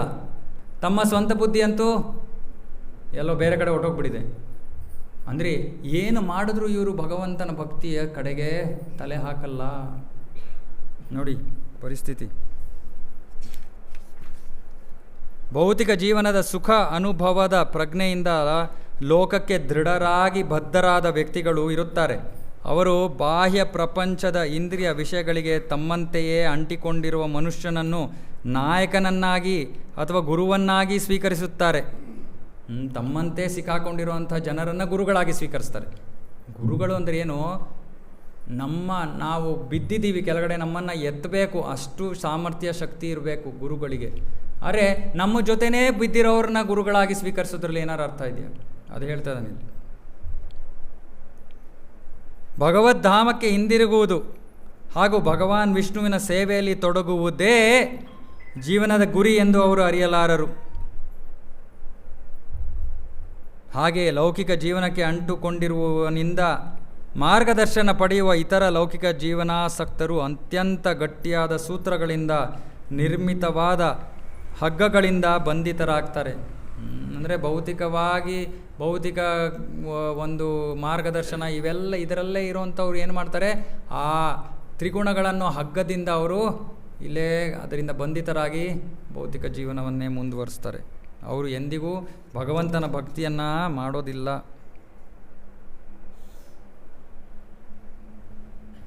ಇದಕ್ಕೆ ಮಾರ್ಗ ಏನು, ಇದಕ್ಕೆ ಉಪಾಯ ಏನು ಅನ್ನೋದು ಬಹಳ ಸುಂದರವಾದ ಒಂದು ಶ್ಲೋಕ. ಭೌತಿಕ ಕಾಲುಷ್ಯದಿಂದ ಸಂಪೂರ್ಣವಾಗಿ ಮುಕ್ತನಾಗಿರುವ ವೈಷ್ಣವನ ಪಾದಾರವಿಂದದ ಧೂಳಿಯನ್ನು ತಮ್ಮ ಶರೀರಗಳ ಮೇಲೆ ಉಜ್ಜಿಕೊಳ್ಳದಿದ್ದರೆ ಇವರಿಗೆ ಭಗವಂತನ ಭಕ್ತಿ ಸಿಗೋದಿಲ್ಲ. ಯಾರು ಭೌತಿಕವಾಗಿ ಮುಳುಗೋಗಿದ್ದಾರೋ ಅವರಿಗೆ ಮಾರ್ಗ ಪರಿಹಾರ ಏನಂತ ಹೇಳ್ತಾ ಇದ್ದಾರೆ ಇಲ್ಲಿ ಪ್ರಹ್ಲಾದ ಮಹಾರಾಜ? ಭೌತಿಕತೆಯಿಂದ ಸಂಪೂರ್ಣವಾಗಿ ಹೊರಗೆ ಬಂದಿರುವಂತಹ ಶುದ್ಧ ಭಕ್ತರ ವೈಷ್ಣವರ ಪಾದದ ಧೂಳಿಯನ್ನು ತಮ್ಮ ಶರೀರದ ಮೇಲೆ ಉಜ್ಗೋಬೇಕು ಅಂದರೆ ಏನರ್ಥ? ಅವರ ಬಳಿ ಹೋಗಬೇಕು, ಅವರಿಗೆ ಶರಣಾಗತರಾಗಬೇಕು, ಅವರ ಆಜ್ಞೆಗಳನ್ನು ಉಪದೇಶಗಳನ್ನು ಕೇಳಿ ನಮ್ಮ ಜೀವನವನ್ನು ಬದಲಾಯಿಸ್ಕೋಬೇಕು. ಆಗ ಮಾತ್ರ ಭಗವಂತನ ಭಕ್ತಿ ನಮಗೆ ಲಭ್ಯ. ಇಲ್ಲಾಂದರೆ ನಾವು ಇದೇ ರೀತಿ ಸುತ್ತೊಡಿತಾನೇ ಇದ್ದೀವಿ. ಜೈಂಟ್ ವೀಲ್ ಥರ ಮೇಲೆ ಹೋಗ್ತೀವಿ ಕೆಳಗಡೆ ಬರ್ತೀವಿ, ಮೇಲೆ ಹೋಗ್ತೀವಿ ಕೆಳಗಡೆ ಬರ್ತೀವಿ, ಬೇಕಾದ ಸತಿ ಮಾಡಿಬಿಟ್ಟಿದ್ದೀವಿ, ಮತ್ತೆ ಇದನ್ನೇ ಮುಂದುವರ್ಸ್ಕೊಂಡು ಹೋಗ್ತೀವಿ. ಜನ್ಮ ಜನ್ಮಾಂತರಗಳು ಇದನ್ನೇ ಮಾಡ್ತಾ ಇರ್ತೀವಿ. ಆಮೇಲೆ ಕೆಳಗಡೆ ಹೋದ ತಕ್ಷಣ ಮೇಲೆ ಹೋದ್ರೆ ಚೆನ್ನಾಗಿರುತ್ತೆ, ಮೇಲೆ ಹೋಗ್ತೀವಿ, ಮೇಲೆ ಅಯ್ಯೋ ತುಂಬ ಭಯ ಆಗ್ತಾಯಿದೆ, ಕೆಳಗೋದ್ರೆ ಚೆನ್ನಾಗಿರುತ್ತೆ. ಇಷ್ಟೇ ಹಿಂಗೆ ಜೈಂಟ್ ವೀಲ್ ಸುತ್ತಾಡಿತಾ ಇದ್ದೀವಿ. ಸೊ ಅದಕ್ಕೆ ಪ್ರಹ್ಲಾದ ಹೇಳ್ತಾ ಇದ್ದಾನೆ, ಎಲ್ಲ ಮನುಷ್ಯನೂ ಕೂಡ ತನ್ನ ಜೀವನವನ್ನು ಸಾರ್ಥಕ ಮಾಡ್ಕೋಬೇಕಂದ್ರೆ ಅವನು ಭಗವಂತನ ಭಕ್ತನ ಆಗಬೇಕು, ಭಗವಂತನ ಭಕ್ತಿಯನ್ನು ಮಾಡಬೇಕು, ಜೊತೆಗೆ ತನ್ನ ಕರ್ತವ್ಯವನ್ನು ಮಾಡ್ಕೊಂಡು ಮುಂದುವರಿಸ್ಬೋದು, ಏನೂ ಸಮಸ್ಯೆ ಇಲ್ಲ.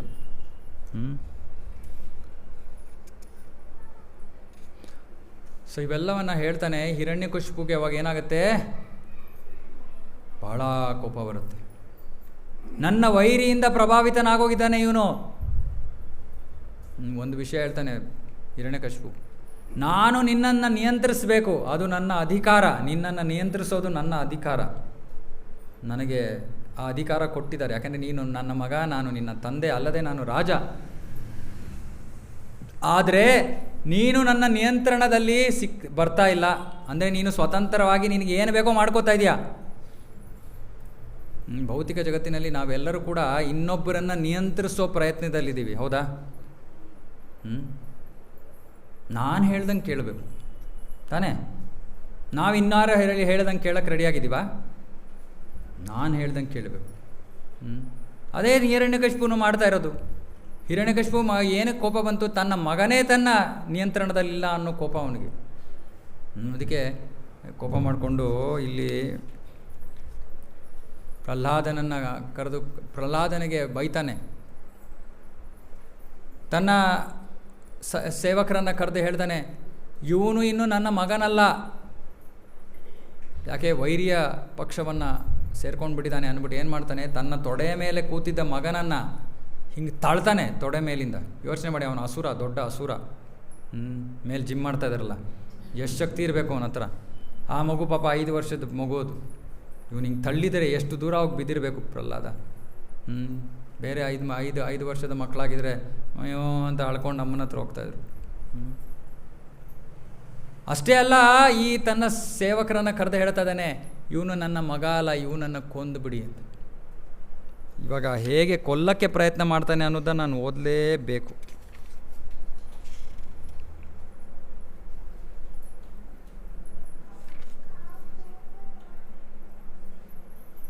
ನೋಡಿ ಇಲ್ಲಿ ಕೇಳಿಸ್ಕೊಳ್ಳಿ. ನಮಗೆ ಸ್ವಲ್ಪ ಕಷ್ಟ ಬಂದರೂ ಹೂ ಅಂತೀವಲ್ಲ, ಪ್ರಹ್ಲಾದನ ಕಷ್ಟ ಕೇಳಿಸ್ಕೊಳ್ಳಿ.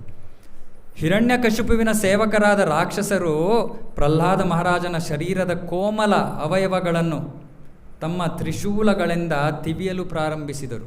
ತ್ರಿಶೂಲ ಬೆರಳಿಂದ ಅಲ್ಲ, ಬೆರಳಿಂದ ಚುಚ್ತಾ ಇಲ್ಲ. ನೋಡ್ರಿ, ಇವರು ನಮ್ಗೆ ತೊಂದರೆ ಕೊಡ್ತಾ ಇದ್ದಾರೆ. ತ್ರಿಶೂಲದಿಂದ ತಿವಿತಾ ಇದ್ದಾರೆ. ಅಂದರೆ ಶರೀರವನ್ನು, ಪಾಪ ಕೋಮಲವಾದ 5 ವರ್ಷದ ಮಗು ಎಷ್ಟು ತಡ್ಕೊಳಕ್ಕಾಗತ್ತೆ ತ್ರಿಶೂಲದ ಒಂದು ನೋವನ್ನು. ಕರಾಳ ಮುಖದ ರಾಕ್ಷಸರ ಹಲ್ಲುಗಳು ಚೂಪಾಗಿದ್ದವು.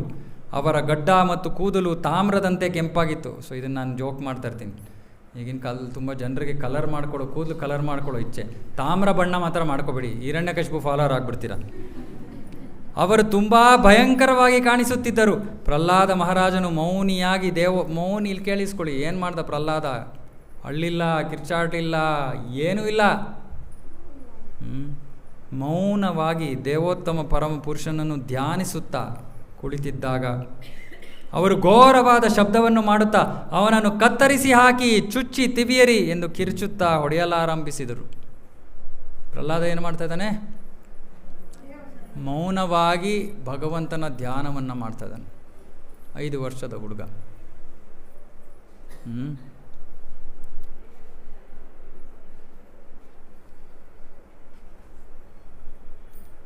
ಇವಾಗ ಯೋಚನೆ ಮಾಡಿ, ಇಷ್ಟೆಲ್ಲ ಮಾಡ್ತಾ ಇದ್ದಾರೆ, ತಿವಿತಾ ಇದ್ದಾರೆ, ಹೊಡಿತಾ ಇದ್ದಾರೆ. ಪ್ರಹ್ಲಾದನಿಗೆ ಏನೂ ಆಗಲಿಲ್ಲ. ಇದಕ್ಕೆ 2 ಕಾರಣ ಇದೆ. ಅಷ್ಟೇ ಅಲ್ಲ, ಇಷ್ಟು ಮಾಡಿ ಏನೂ ಉಪಯೋಗ ಆಗಲಿಲ್ಲ. ಬೇರೆ ಉಪಾಯಗಳನ್ನು ಯೋಚಿಸಲು ಪ್ರಾರಂಭಿಸ್ತಾನೆ. ಹಿರಣ್ಯಕಶಿಪು ಏನು ಮಾಡ್ತಾನೆ? ದೊಡ್ಡ ಆನೆಗಳ ಕಾಲಿನ ಕೆಳಗೆ ಎಸೆದರು. ಇವಾಗ ಆನೆಯನ್ನು ನೋಡ್ಬಿಟ್ಟು, ಅಯ್ಯೋ ಪಾಪ 5 ವರ್ಷದ ಬಾಲಕ, ನಾನು ತುಳಿಬಾರ್ದು ಅಂತ ಆನೆಗೆ ಏನಾದ್ರು ಗೊತ್ತಾಗತ್ತೇನೋ? ಯೋಚನೆ ಮಾಡಿ, ದೊಡ್ಡ ಆನೆಯ ಪಾದದ ಕೆಳಗಡೆ ಪ್ರಹ್ಲಾದ ಸಿಕ್ಕಾಕೊಂಡಿದ್ದಾನೆ. ಏನೂ ಆಗಲಿಲ್ಲ. ಭಯಂಕರ ಭಾರಿ ಸರ್ಪಗಳ ಮಧ್ಯೆ ಹಾಕ್ತಾರೆ. ಏನೂ ಆಗಲಿಲ್ಲ. ವಿನಾಶಕಾರಿ ಮಂತ್ರಗಳನ್ನು ಪ್ರಯೋಗಿಸಿದರು. ಪರ್ವತದ ಶಿಖರದಿಂದ ಕೆಳಗೆ ತಳ್ಳಿದರು. ಭ್ರಾಂತಿ ಜನಕ ಮಾಯೆ ಮಾಟಗಳನ್ನು ಪ್ರಯೋಗಿಸಿದರು. ವಿಷವನ್ನು ಕೊಟ್ಟರು. ಇವಾಗ ನೋಡಿ, ವಿಷ. ಮಿಕ್ಕಿದೆಲ್ಲ ಏನೋ ಓಕೆ, ಬೆಟ್ಟದಿಂದ ಬಿದ್ದ, ಪಿಕ್ಚರಲ್ಲಿ ತೋರಿಸ್ತಾರಲ್ಲ, ಯಾವುದೋ ಮರ ಹಿಡ್ಕೊಂಡ್ಬಿಟ್ಟ, ತಪ್ಸ್ಕೊಂಡ್ಬಿಟ್ಟ, ಆಯಿತು, ಏನೋ ಆಗಿರ್ಬೋದು ಅಂತ ಇಟ್ಕೊಳ್ಳಿ.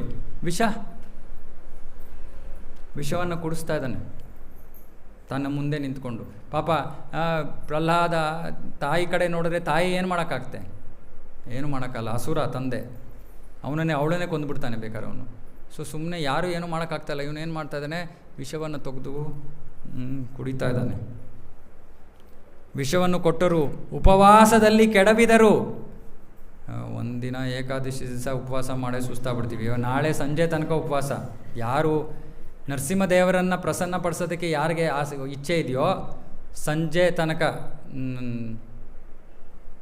ಸೂರ್ಯಾಸ್ತ ಎಷ್ಟೊತ್ತು? 6:20 ತನಕ ನಾಳೆ ಉಪವಾಸ ಮಾಡಬೇಕು. ಮಾಡೋಕ್ಕಾಗಲ್ಲ ಅಂದರೆ ಏನಾದರೂ ಸ್ವಲ್ಪ ಹಣ್ಣು ಹಾಲು ಆ ಥರ ಕುಡೀರಿ, ತೊಗೊಳ್ಳಿ, ಧಾನ್ಯಗಳನ್ನು ಸೇವನೆ ಮಾಡಬೇಡಿ. ನಾಳೆ ನರಸಿಂಹದೇವರ ಒಂದು ತೃಪ್ತಿಪಡಿಸೋದಕ್ಕೆ, ಅವರ ಸಂತೋಷಕ್ಕೋಸ್ಕರ ಉಪವಾಸ ಕೆಡವಿದರು. ತೀವ್ರವಾದ ಚಳಿ, ಗಾಳಿ, ಬೆಂಕಿ, ನೀರುಗಳಿಗೆ ಗುರಿಪಡಿಸಿದರು. ನುಚ್ಚು ನೂರು ಮಾಡಲು ದೊಡ್ಡ ಭಾರವಾದ ಕಲ್ಲುಗಳನ್ನು ಅವನ ಮೇಲೆ ಎಸೆದರು. ತನ್ನ ಮಗ ಪ್ರಹ್ಲಾದನನ್ನು ಕೊಲ್ಲಲು ಹಿರಣ್ಯಕಶಿಪುವಿಗೆ ಸಾಧ್ಯವಾಗಲಿಲ್ಲ. ನೋಡಿ ಇವಾಗ ಏನಾಯಿತು, ಇಷ್ಟೊಂದು ರೀತಿಯಲ್ಲಿ ಕೊಲ್ಲೋದಕ್ಕೆ ಪ್ರಯತ್ನ ಮಾಡ್ತಾ ಇದ್ದಾನೆ. ಮೊದಲು ಸಾಯಲಿಲ್ಲ ಪ್ರಹ್ಲಾದ, ಸಾಯಲಿಲ್ಲ. ಯಾಕೆ ಸಾಯಲಿಲ್ಲ? ಯಾಕಂದರೆ ಅವನು ಸದಾಕಾಲ ಭಗವಂತನ ನಾಮಸ್ಮರಣೆಯಲ್ಲೇ ಇದ್ದಾನೆ. ಪ್ರಹ್ಲಾದನ ಯೋಚನೆ ಇಷ್ಟೇ, ಈ ಶರೀರ ನನಗೆ ಕೊಟ್ಟಿರೋದು ಭಗವಂತ, ಈ ಶರೀರ ನಾನಲ್ಲ. ಅದಾಗಲೇ ಅವನು ಯಾರಿಂದ ಕೇಳ್ಬಿಟ್ಟ? ನಾರದ ಮುನಿಗಳಿಂದ ಕೇಳ್ಬಿಟ್ಟ. ಮರೆಯೋಕ್ಕೆ ಸಾಧ್ಯನೇ ಇಲ್ಲ. ನನ್ನಿಂದ ಕೇಳಿದ್ರೆ ನೀವು ಮರ್ತು ಬಿಡ್ಬೋದು. ನಾರದ ಮುನಿಗಳು ಹೇಳಿದ್ರೆ ಡೈರೆಕ್ಟಾಗಿ ಹೋಗಿ ಹೃದಯದೊಳಗೆ ಕೂತ್ಕೊಂಡ್ಬಿಡುತ್ತೆ. ಸೊ ಇವನು ಮೊದಲು ಅವನ ಮನಸ್ಸಿಗೆ ಬಂದಿದ್ವ, ನಾನು ಈ ಶರೀರನೇ ಅಲ್ಲ, ನಾನು ಆತ್ಮ, ಸೊ ನನಗೆ ಸಾವೇ ಇಲ್ಲ. ಮೊದಲು ಅವನಿಗೆ ಮನಸ್ಸಿನಲ್ಲಿರೋದು. ಎರಡನೇದು, ದೇಹ ಕೊಟ್ಟಿರೋದು ಭಗವಂತ, ಅವನು ರಕ್ಷಿಸಬೇಕು ಅಂದರೆ ರಕ್ಷಿಸ್ತಾನೆ. ನಾಶ ಆಗಬೇಕಂತೆ ಭಗವಂತನೇ ಇಚ್ಛೆ, ನಾಶ ಆಗಲಿ. 5 ವರ್ಷದ ಬಾಲಕ, ಏನೋ ಗೊತ್ತಿಲ್ಲದೆ ಮಾಡ್ತಾ ಇಲ್ಲ ಅವನು, ಸಂಪೂರ್ಣವಾಗಿ ಅರಿತುಕೊಂಡು ಈ ಒಂದು ಪ್ರಜ್ಞೆಯಲ್ಲಿದ್ದಾನೆ. ಆಯಿತು ಸರಿ, ಇನ್ನೊಂದು ಯೋಚನೆ ಮಾಡ್ಬೋದು. ಸರಿ, ಅವರು ಚುಚ್ಚಿದ್ರು, ತಿವಿದ್ರು, ಅವನ ಗಾಯ ಆಗಿರ್ಬೋದು, ಏಟಾಗಿರ್ಬೋದು. ಏನೂ ಇಲ್ಲ, ಭಗವಂತ ಅವನಿಗೆ ಒಂದು ಸ್ಕ್ರ್ಯಾಚ್ ಆಗದೇ ಇರೋ ರೀತಿಯಲ್ಲಿ ರಕ್ಷಿಸಿದ್ದಾನೆ. ಈ ಎಲ್ಲ ಸನ್ನಿವೇಶಗಳಲ್ಲೂ ಯಾವ ಪ್ರಾಬ್ಲಮ್ಮಿಂದಲೂ ಅವನಿಗೆ ಯಾವ ರೀತಿಯಾದ ತೊಂದರೆಯೂ ಆಗಲಿಲ್ಲ. ಅಲ್ಲದೆ ಅವನಿಗೆ ತೊಂದರೆ ಆಗಿದ್ರೂ ಕೂಡ ಅವನು ಆ ದೇಹ ಭಾವದಲ್ಲಿ ಇಲ್ಲವೇ ಇಲ್ಲ. ಈ ದೇಹ ನಾನಲ್ಲ ಅನ್ನೋ ಒಂದು ಪ್ರಜ್ಞೆಯಲ್ಲೇ ಇದ್ದಾನೆ. ಆದರೂ ಬಹಳ ಕಠಿಣವಾದ ಪರೀಕ್ಷೆ ಪ್ರಹ್ಲಾದ ಉತ್ತೀರ್ಣನಾಗೋದು. ಒಂದು ಚೂರು ಶಬ್ದ ಇಲ್ಲ ಅವನ ಬಾಯಿಂದ, ಸುಮ್ಮನೆ ಮೌನವಾಗಿ ಭಗವಂತನ ನಾಮ ಧ್ಯಾನದಲ್ಲಿ ತೊಡಗಿದಾನೆ. ಹಿರಣ್ಯಕಶಿಪುವಿಗೆ ಆಶ್ಚರ್ಯ ಆಗೋಗುತ್ತೆ, ಇದು ಹೇಗೆ ಸಾಧ್ಯ? ಹೇಗೆ ಯಾರಾದರೂ ಇದೆಲ್ಲದರ ಮೂಲಕ ಜೀವಂತವಾಗಿ ಉಳಿಯೋದಕ್ಕೆ ಹೇಗೆ ಸಾಧ್ಯ? ಅದಕ್ಕೆ ಹಿರಣ್ಯಕಶಿಪುಗೆ ಅನಿಸುತ್ತೆ, ಇವನೇನೋ ಮಹಾಶಕ್ತಿಯನ್ನು ಪಡ್ಕೊಂಬಿಟ್ಟಿಯಾನೆ. ಇವಾಗ ಇವನು ವಿಷ್ಣುವಿನ ಭಕ್ತನಾಗಿರೋದ್ರಿಂದ ನಾನೇ ಸಾಯ್ತೀನೇನೋ, ಇವನನ್ನಂತೂ ಸಾಯಿಸೋಕ್ಕಾಗಲಿಲ್ಲ, ನಾನೇ ಸಾಯ್ತೀನೇನೋ ಅನ್ನೋ ಒಂದು ಟೆನ್ಷನ್ ಕೊಟ್ಟೋಗ್ಬಿಡ್ತಾನೆ ಹಿರಣ್ಯಕಶಿಪು. ಆವಾಗ ಚಂಡಮಾರುತ ಹೇಳ್ತಾರೆ, ಇಲ್ಲ ಟೆನ್ಷನ್ ಮಾಡ್ಕೋಬೇಡಿ ಹಿರಣ್ಯಕಶಿಪು, ನೀವು ದೊಡ್ಡ ಅಸುರರು, ನಿಮ್ಮ ಮುಂದೆ ಯಾರು ದೇವತೆಗಳು ಯಾರು ನಿಲ್ಲಕ್ಕಾಗೋದಿಲ್ಲ. ನೀವು ಯೋಚನೆ ಮಾಡಿಬಿಡಿ, ಇವಾಗ ಇನ್ನೂ ಚಿಕ್ಕ ಹುಡುಗ, ಇವನೇನು ಮಾಡೋಣ, ವರುಣನ ಪಾಶಗಳಲ್ಲಿ ಇವನನ್ನು ಬಂಧಿಸ್ಬಿಡೋಣ, ಇವನೆಲ್ಲೂ ಓಡೋಗದೆ ಇರೋಂಗೆ. ಅವನಿಗೆ ನಾವು ಚೆನ್ನಾಗಿ ಧರ್ಮ ಅರ್ಥ ಕಾಮದ ಬಗ್ಗೆ ಚೆನ್ನಾಗಿ ತಲೆ ತುಂಬ್ತೀವಿ, ಸ್ವಲ್ಪ ದೊಡ್ಡವನಾದ್ಮೇಲೆ ಎಲ್ಲ ಮರ್ತು ಬಿಡ್ತಾನೆ, ಯೋಚನೆ ಮಾಡಿಬಿಡಿ.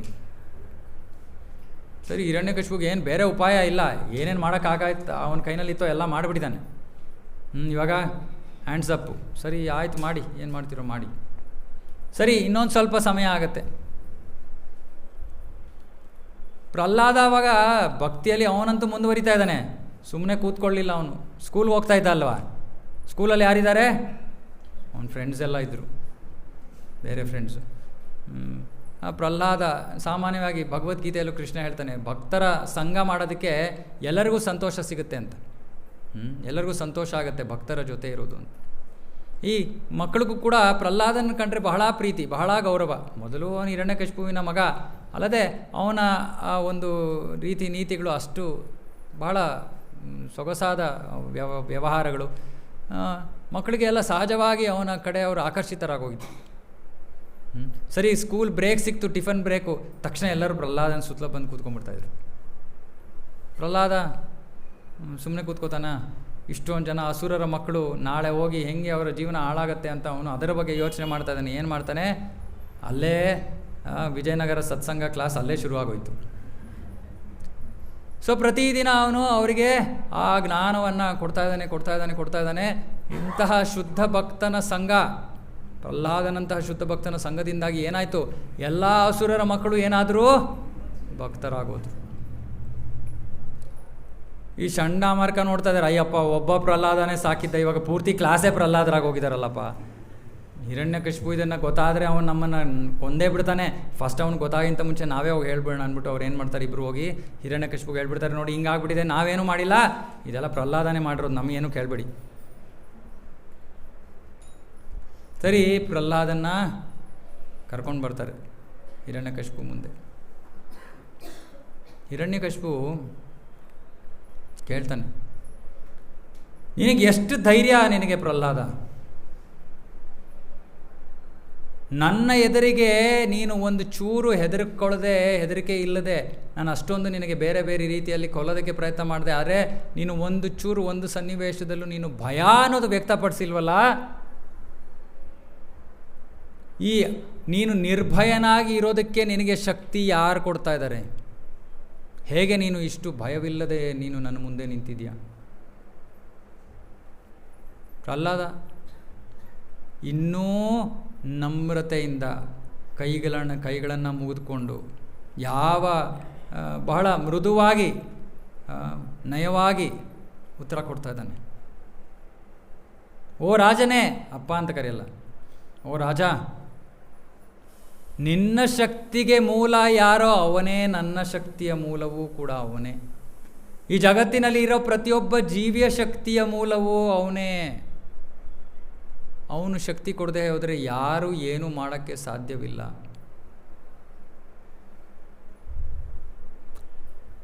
ಹಿರಣ್ಯಕಶಿಪುಗೆ ಇನ್ನೂ ಕೋಪ ಬರುತ್ತೆ. ಬುದ್ಧಿ ಬಂದಿಲ್ಲ.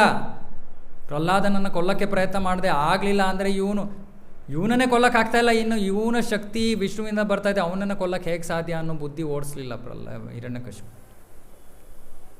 ಇನ್ನೂ ಅಹಂಕಾರವನ್ನು ತೋರಿಸ್ತಾನೆ. ಇವತ್ತು ನಾನು ನನ್ನ ಕೈಯಾರೆ ನಿನ್ನನ್ನು ಕೊಲ್ತೀನಿ, ಆ ನಿನ್ನ ವಿಷ್ಣು ಬಂದು ನಿನ್ನನ್ನು ಕಾಪಾಡೋದನ್ನು ನಾನು ನೋಡಬೇಕು. ಏನು? ವಿಷ್ಣು ಬಂದು ನಿನ್ನನ್ನು ಕಾಪಾಡೋದನ್ನು ನಾನು ನೋಡಬೇಕು. ಎಷ್ಟು ಅಹಂಕಾರ ನೋಡಿ ಇವನಿಗೆ. ಎಲ್ಲಿದ್ದಾನೆ ನಿನ್ನ ವಿಷ್ಣು? ಪ್ರಹ್ಲಾದ ಹೇಳ್ತಾನೆ, ನಾನು ವಿಷ್ಣು ಎಲ್ಲ ಕಡೆ ಇದ್ದಾನೆ. ಎಲ್ಲ ಕಡೆ ಇದ್ದಾನ ನಿನ್ನ ವಿಷ್ಣು? ಹಾಗಾದರೆ ನಿನ್ನ ವಿಷ್ಣು ಈ ಕಂಬದಲ್ಲಿದ್ದಾನ? ಪ್ರಹ್ಲಾದ ಹೇಳ್ತಾನೆ, ಹ್ಞೂ ಇದ್ದಾನೆ, ನನ್ನ ಭಗವಂತ ಕಂಬದಲ್ಲೂ ಇದ್ದಾನೆ. ಸರಿ, ನೋಡೋಣ ಈ ಕಂಬದಲ್ಲಿರೋ ನಿನ್ನ ಭಗವಂತ ಹೇಗೆ ಇವಾಗ ಬಂದು ನಿನ್ನನ್ನು ರಕ್ಷಿಸ್ತಾನೆ ಅಂತ ನೋಡೋಣ ಅಂದ್ಬಿಟ್ಟು ಏನು ಮಾಡ್ತಾನೆ, ತನ್ನ ಈ ಒಂದು ಇದರಿಂದ ಕೆಳಗಡೆ ಇಳಿದು ಬಂದು ತನ್ನ ಮುಷ್ಟಿಗಳಿಂದ ಆ ಒಂದು ಕಂಬವನ್ನು ಜೋರಾಗಿ ಹೊಡಿತಾನೆ. ಹೊಡೆದ ತಕ್ಷಣ ಆ ಕಂಬ ಏನಾಗುತ್ತೆ, ಚೂರು ಚೂರಾಗತ್ತೆ. ಅಷ್ಟರೊಳಗಡೆ ಏನೋ ಒಂದು ಬಹಳ ಅದ್ಭುತವಾದ ಜೋರಾದ ಗರ್ಜನೆಯ ಶಬ್ದ. ಆ ಶಬ್ದವನ್ನು ಕೇಳೇ ಹಿರಣ್ಯಕಶಿಪು ನಡಗ್ತಾ ಇದ್ದಾನೆ. ಇಂತಹ ಶಬ್ದವನ್ನು ನಾನು ಹಿಂದೆಂದೂ ಕೇಳೇ ಇಲ್ವಲ್ಲ, ಎಲ್ಲಿಂದ ಬರ್ತಾ ಇದೆ ಈ ಶಬ್ದ? ಇಲ್ಲಿ ಅಲ್ಲಿ ಎಲ್ಲ ಕಡೆ ಹುಡುಕ್ತಾ ಇದ್ದಾನೆ, ಎಲ್ಲೂ ಯಾರೂ ಕಾಣ್ತಾ ಇಲ್ಲ. ಯಾಕಂದರೆ ಭಗವಂತನ ಶರೀರದಿಂದ ಉಪನಿಷತ್ತುಗಳಲ್ಲಿ ಒಂದು ಶ್ಲೋಕ ಇದೆ, ಹಿರಣ್ಮಯೇನ ಪಾತ್ರೇಣ ಸತ್ಯಸ್ಯಾಪಿ ಹಿತಂ ಮುಖಂ ತತ್ವಂ ಪೂಷಣ್ಣ ಪಾವೃಣೋ ಸತ್ಯಧರ್ಮಾಯ ದೃಷ್ಟೇ. ಉಪನಿಷತ್ತುಗಳಲ್ಲಿ ಭಗವಂತನ ಪ್ರಾರ್ಥನೆಯನ್ನು ಮಾಡ್ತಾ ಒಬ್ಬ ಭಕ್ತ ಹೇಳ್ತಾ ಇದ್ದಾನೆ, ಓ ಭಗವಂತ, ನಿನ್ನನ್ನು ನನಗೆ ನೋಡೋಕ್ಕಾಗ್ತಾಯಿಲ್ಲ, ಯಾಕಂದರೆ ಇಷ್ಟೊಂದು ಪ್ರಜ್ವಲಿಸ್ತಾ ಇರುವಂತಹ ಪ್ರಭೆ ನಿನ್ನಿಂದ ಹೊರಗೆ ಬರ್ತಾ ಇದೆ. ದಯವಿಟ್ಟು ಈ ಪ್ರಭೆಯನ್ನು ಸ್ವಲ್ಪ ನೀನು ಪಕ್ಕಕ್ಕೆ ಮಾಡಿದ್ರೆ ನಿನ್ನ ಸುಂದರವಾದ ರೂಪವನ್ನು ನಾನು ದರ್ಶನ ಪಡ್ಕೊಳ್ಳೋಕೆ ಸಾಧ್ಯವಾಗತ್ತೆ ಅಂತ. ಸೊ ಭಗವಂತ ಪ್ರಕಟ ಆದರೆ ಭಗವಂತನ ಜೊತೆ ಅವನ ಪ್ರಭೆ ಮೊದಲು ಪ್ರಕಟವಾಗತ್ತೆ. ಆ ಪ್ರಭೆಯಿಂದಾಗಿ ಯಾರೂ ಭಗವಂತನನ್ನು ನೋಡೋದಕ್ಕೆ ಆಗೋದಿಲ್ಲ. ಹಿರಣ್ಯಕಶಿಪುಗೆ ಕಾಣಿಸ್ಲಿಲ್ಲ, ಎಲ್ಲ ಕಡೆ ಬೆಳಕು ತುಂಬ ಪ್ರಜ್ವಲಿಸ್ತಾ ಇರೋ ಪ್ರಭೆ ಕಾಣ್ತಾ ಇದೆ, ಆದರೆ ಯಾವ ವ್ಯಕ್ತಿನೂ ಕಾಣ್ತಾ ಇಲ್ಲ. ತಕ್ಷಣವೇ ಅರ್ಧ ಮಾನವ ಶರೀರ, ಅರ್ಧ ಸಿಂಹದ ಶರೀರವನ್ನು ಹೊಂದಿರುವಂಥ ಭಗವಾನ್ ನರಸಿಂಹದೇವರು ಆ ಪ್ರಭೆಯಿಂದ ಹೊರಗಡೆ ಬಂದು ಪ್ರಕಟ ಆಗ್ತಾರೆ. ನರಸಿಂಹದೇವ ಭಗವಾನ್ ಕೀ ಜೈ. ಸೊ ನರಸಿಂಹದೇವರು ಪ್ರಕಟ ಆಗ್ತಾರೆ. ಆ ರೂಪವನ್ನು ನೋಡಿ ಹಿರಣ್ಯಕಶಿಪುಗೆ ಆಶ್ಚರ್ಯ ಆಗ್ತಾಯಿದೆ. ಇದು ಯಾವ ರೂಪ ಇದು? ಎಂತಹ ಜೀವಿ ಇದು? ಅವನ ಮನಸ್ಸಿನಲ್ಲಿ ಓಡ್ತಾ ಇದೆ, ಓ ಮನುಷ್ಯರಿಂದ ಕೊಲ್ಲಲ್ಪಡಬಾರ್ದು, ಆದರೆ ಇವನು ಮನುಷ್ಯ ಅಲ್ಲ. ಪ್ರಾಣಿಗಳಿಂದ ಕೊಲ್ಲಲ್ಪಡಬಾರ್ದು, ಇವನು ಪ್ರಾಣಿನೂ ಅಲ್ಲ, ಅರ್ಧ ಮನುಷ್ಯ ಅರ್ಧ ಪ್ರಾಣಿ. ಅವನ ಶರೀರವನ್ನು ನೋಡ್ತಾ ಇದ್ದಾನೆ. ಭಗವಂತನ ಶರೀರ ಆಕಾಶದ ತನಕ ಇದೆಯಂತೆ. ಇಷ್ಟು ಬಲಿಷ್ಠವಾದ ಶರೀರ, ಚಿಕ್ಕ ಸೊಂಟ, ದೊಡ್ಡ ದೊಡ್ಡ ಭುಜಗಳು, ಬಹಳ ಪ್ರಬಲವಾದ ಕೈಗಳು, ವಜ್ರದಂಷ್ಟ್ರ, ಕೈಗಳಲ್ಲಿ ನಖಗಳು ವಜ್ರದಂತೆ, ಹಲ್ಲುಗಳು, ಎಲ್ಲ ಕಡೆ ಹರಡಿರುವಂತಹ ಕೂದಲು, ಇದೆಲ್ಲವನ್ನು ನೋಡಿ ಹಿರಣ್ಯಕಶಿಪುಗೆ ಭಯವಾಗೋಗುತ್ತೆ. ಆದರೂ ಅಹಂಕಾರ ಇದೆಯಲ್ಲ, ಅಹಂಕಾರ ಇರೋ ವ್ಯಕ್ತಿ ಯಾವತ್ತೂ ಬುದ್ಧಿ ಅವನಿಗೆ ಬರೋದಿಲ್ಲ. ಆದ್ರೇನಂತೆ, ಇವನು ಯಾರಾದ್ರೇನಂತೆ, ನನ್ನನ್ನು ಕೊಲ್ಲೋ ನನ್ನನ್ನು ಸೋಲಿಸೋ ಶಕ್ತಿ ಇವನಲ್ಲಿಲ್ಲ, ನಾನು ಯಾರು, ಹಿರಣ್ಯಕಶಿಪು ಅಂದ್ಬಿಟ್ಟು ಭಗವಂತನ ಜೊತೆ ಇವನು ತನ್ನ ಕತ್ತಿ, ಗದೆ, ಅದು ಇದು ಎಲ್ಲ ಉಪಯೋಗಿಸ್ಕೊಂಡು ಭಗವಂತನ ಜೊತೆ ಯುದ್ಧ ಮಾಡೋಕ್ಕೆ ಪ್ರಯತ್ನ ಮಾಡ್ತಾನೆ. ಆದರೆ ಭಗವಂತ ಏನು ಮಾಡ್ತಾನೆ, ಸರಾಗವಾಗಿ ಸುಮ್ಮನೆ ಅವನನ್ನು ಹಿಡ್ಕೊಂಡ್ಬಿಡ್ತಾನೆ, ಅವನ ಕತ್ತನ್ನು ಹಿಡ್ಕೊಂಡ್ಬಿಡ್ತಾನೆ. ಪಿಕ್ಚರೆಲ್ಲ ನೋಡಿರ್ತೀರಲ್ಲ, ಯಾರು ದೊಡ್ಡ ವಿಲನ್ ಬಂದು ಹೀರೋನ ಮೇಲೆ ಎತ್ಬಿಟ್ರೆ ಹೀರೋ ಕೈ ಕಾಲು ಎಲ್ಲ ಅಲ್ಲಾಡಿಸ್ತಾನಲ್ಲ, ಹಿರಣ್ಯಕಶಿಪು ಕೈ ಕಾಲೆಲ್ಲ ಅಲ್ಲಾಡಿಸ್ತಾನೆ, ಏನು ಮಾಡಿದ್ರು ಏನೂ ಆಗ್ತಾಯಿಲ್ಲ. ಸರಿ, ನರಸಿಂಹದೇವರು ಸರಿ ಒಂದು ಸ್ವಲ್ಪ ಇವನ ಜೊತೆ ಆಟ ಆಡೋಣ ಅಂದ್ಬಿಟ್ಟು ಕ್ಷಣಿಕವಾಗಿ ಬಿಟ್ಬಿಡ್ತಾರೆ. ಸರಿ, ಇವನು ಇಲ್ಲಿ ಅಲ್ಲಿ ಅಲ್ಲಿ ಎಲ್ಲಿ ಎಲ್ಲ ಓಡ್ತಾ ಇದ್ದಾನೆ, ದೇವತೆಗಳೆಲ್ಲ ಮೇಲಿಂದ ನೋಡ್ತಾ, ಅಯ್ಯೋ ಬಿಡಬೇಡಪ್ಪ ಅವನ್ನ, ದೊಡ್ಡ ಹಸುರ ಅವನ ಭಯದಿಂದ ನಾವು ಏನು ನಮ್ಮ ಜೀವನ ಊಟ ಕೂಡ ಸರಿಯಾಗಿ ನೆಮ್ಮದಿಯಾಗಿ ಮಾಡೋಕ್ಕಾಗ್ತಾಯಿಲ್ಲ, ಅವ್ನು ಮೊದಲು ಕೊಂದ್ಬಿಡು. ಭಗವಂತ ಸುಮ್ಮನೆ ಆಟ ಆಡ್ತಾ ಇದ್ದ, ಮತ್ತೆ ತಿರ್ಗಾ ಹಿಡ್ಕೋತಾನೆ. ಈ ಸತಿ ಏನು ಮಾಡ್ತಾನೆ, ಹಿಡ್ಕೊಂಡು ಒಳಗೂ ಇಲ್ಲ ಹೊರಗೂ ಇಲ್ಲ, ಎಲ್ಲಿ, ಹೊಸಲಿನ ಮೇಲೆ, ಆಕಾಶದಲ್ಲೂ ಇಲ್ಲ ನೆಲದ ಮೇಲೂ ಅಲ್ಲ, ಎಲ್ಲಿ, ತನ್ನ ತೊಡೆಗಳ ಮೇಲೆ, ಹಗಲೂ ಅಲ್ಲ ರಾತ್ರಿನೂ ಅಲ್ಲ, ಮುಸ್ಸಂಜೆಯ ಸಮಯ ತೊಡೆ ಮೇಲೆ ಹಾಕ್ಕೊಂಡು, ಯಾವುದರಿಂದ ಕೊಲ್ಲಲ್ಪಡಬಾರ್ದು, ಯಾವ ಅಸ್ತ್ರದಿಂದಲೂ ಕೊಲ್ಲಲ್ಪಡಬಾರ್ದು. ಏನು ಮಾಡ್ತಾರೆ ನರಸಿಂಹದೇವರು, ತಮ್ಮ ನಖಗಳಿಂದ ಹಿರಣ್ಯಕಶಿಪುವಿನ ಶರೀರವನ್ನು ಹರಿದು ಹಾಕ್ತಾರೆ. ಅಲ್ಲಷ್ಟೇ ಅಲ್ಲ, ಅಲ್ಲಿ ಇನ್ನೂ ಎಷ್ಟೊಂದು ಅಸುರರಿದ್ದಾರೆ, ಅವ್ರಿಗೆಲ್ಲ ಸ್ವಲ್ಪ ಭಯಪಡಿಸ್ಬೇಕಾಯ್ತು. ಏನು ಮಾಡ್ತಾರೆ, ಅವನ ಹೃದಯವನ್ನು ತೆಗೆದು ಹೊರಗಡೆ ಎಸೆದು ಹೊಟ್ಟೆ ಕರಳು ಇಂಟೆಸ್ಟೈನ್ನ ತೊಗೊಂಡ್ಬಿಟ್ಟು ಅವರ ಮೇಲೆ ಹಾರವಾಗಿ ಧರಿಸಿ ಕುಪಿತರಾಗಿ ಬದ್ದಿದ್ದೆಲ್ಲ ಅಸುರರನ್ನು ಕೈಗಳಲ್ಲಿ ತಮ್ಮ ಶಂಖ ಚಕ್ರ ಗದಾ ಪದ್ಮ ಎಲ್ಲದರಲ್ಲೂ ಎಲ್ಲ ಅಸುರರು ಸತ್ತು ನಾಶವಾಗಿ, ಎಲ್ಲ ಅಸುರರು ಇಲ್ಲದೇ ಇರೋ ಹಂಗೆ ಆ ಒಂದು ಅರಮನೆಯಲ್ಲಿ ಎಲ್ಲ ಇದ್ದವರೆಲ್ಲರೂ ಕೂಡ ಸತ್ತೋಗ್ತಾರೆ. ನರಸಿಂಹದೇವರು ಪ್ರಕಟ ಆಗಿದ್ದು ಯಾವುದಕ್ಕೋಸ್ಕರ? ಪ್ರಹ್ಲಾದ ನನ್ನ ಭಗವಂತ ಇಲ್ಲಿ ಇದ್ದಾನೆ ಅಂತ ಹೇಳಿದ್ದನ್ನು ಸಾಬೀತು ಮಾಡೋದಕ್ಕೋಸ್ಕರ ಭಗವಂತ ಅಲ್ಲಿ ಪ್ರತ್ಯಕ್ಷನಾಗಿದ್ದು. ಯಾಕೆ ಈ ರೂಪವನ್ನು ಯಾಕೆ ತಗೊಂಡಿದ್ದು ಭಗವಂತ? ತನ್ನ ಇನ್ನೊಬ್ಬ ಭಕ್ತ ವರ ಕೊಟ್ಟಿದ್ದ. ಯಾರು ಇನ್ನೊಬ್ಬ ಭಕ್ತ? ಬ್ರಹ್ಮ ವರ ಕೊಟ್ಟಿದ್ದು. ಬ್ರಹ್ಮನ ಮಾತನ್ನು ಉಳಿಸ್ಬೇಕು, ಪ್ರಹ್ಲಾದನನ್ನು ರಕ್ಷಿಸಬೇಕು. ಭಗವಂತ ಒಬ್ಬನೇ ಎಲ್ಲರನ್ನೂ ಒಂದೇ ಸನ್ನಿವೇಶದಲ್ಲಿ ಎಲ್ಲರನ್ನೂ ಮ್ಯಾನೇಜ್ ಮಾಡೋನು. ನಾನು ಹೇಳ್ತಾ ಇರ್ತೀನಿ, ನಾವು ಒಂದು ರಿಲೇಷನ್ ಮ್ಯಾನೇಜ್ ಮಾಡೋಕೆ ಹೋದ್ರೆ ಇನ್ನೊಂದು ರಿಲೇಷನ್ ಹಾಳಾಗುತ್ತೆ. ಚಿಕ್ಕ ಮಕ್ಕಳು ನಗ್ತಾ ಇದ್ದಾರೆ, ಅವ್ರಿಗೂ ಗೊತ್ತಾಗ್ಬಿಟ್ಟಿದೆ. ನಮ್ಮ ಕಷ್ಟ ಅವ್ರಿಗೂ ಗೊತ್ತಾಗ್ಬಿಟ್ಟಿದೆ.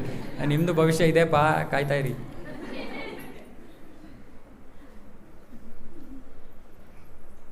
ಸೊ ಹಾಗಾಗಿ ಆಮೇಲೆ ಅದ್ಭುತವಾದ ಕತೆ ಆಗುತ್ತೆ. ಪ್ರಹ್ಲಾದ ಸುಂದರವಾದ ಪ್ರಾರ್ಥನೆಗಳನ್ನು ಅರ್ಪಿಸ್ತಾನೆ. ಕೊನೆಗೆ ಒಂದೇ ಒಂದು ಕೇಳ್ತಾನೆ ಪ್ರಹ್ಲಾದ. ಎಲ್ಲ ಪ್ರಾರ್ಥನೆಗಳನ್ನು ಕೇಳಾದ್ಮೇಲೆ ವರ ಕೇಳಪ್ಪ ಅಂತ ಕೇಳ್ತಾನೆ ಭಗವಂತ.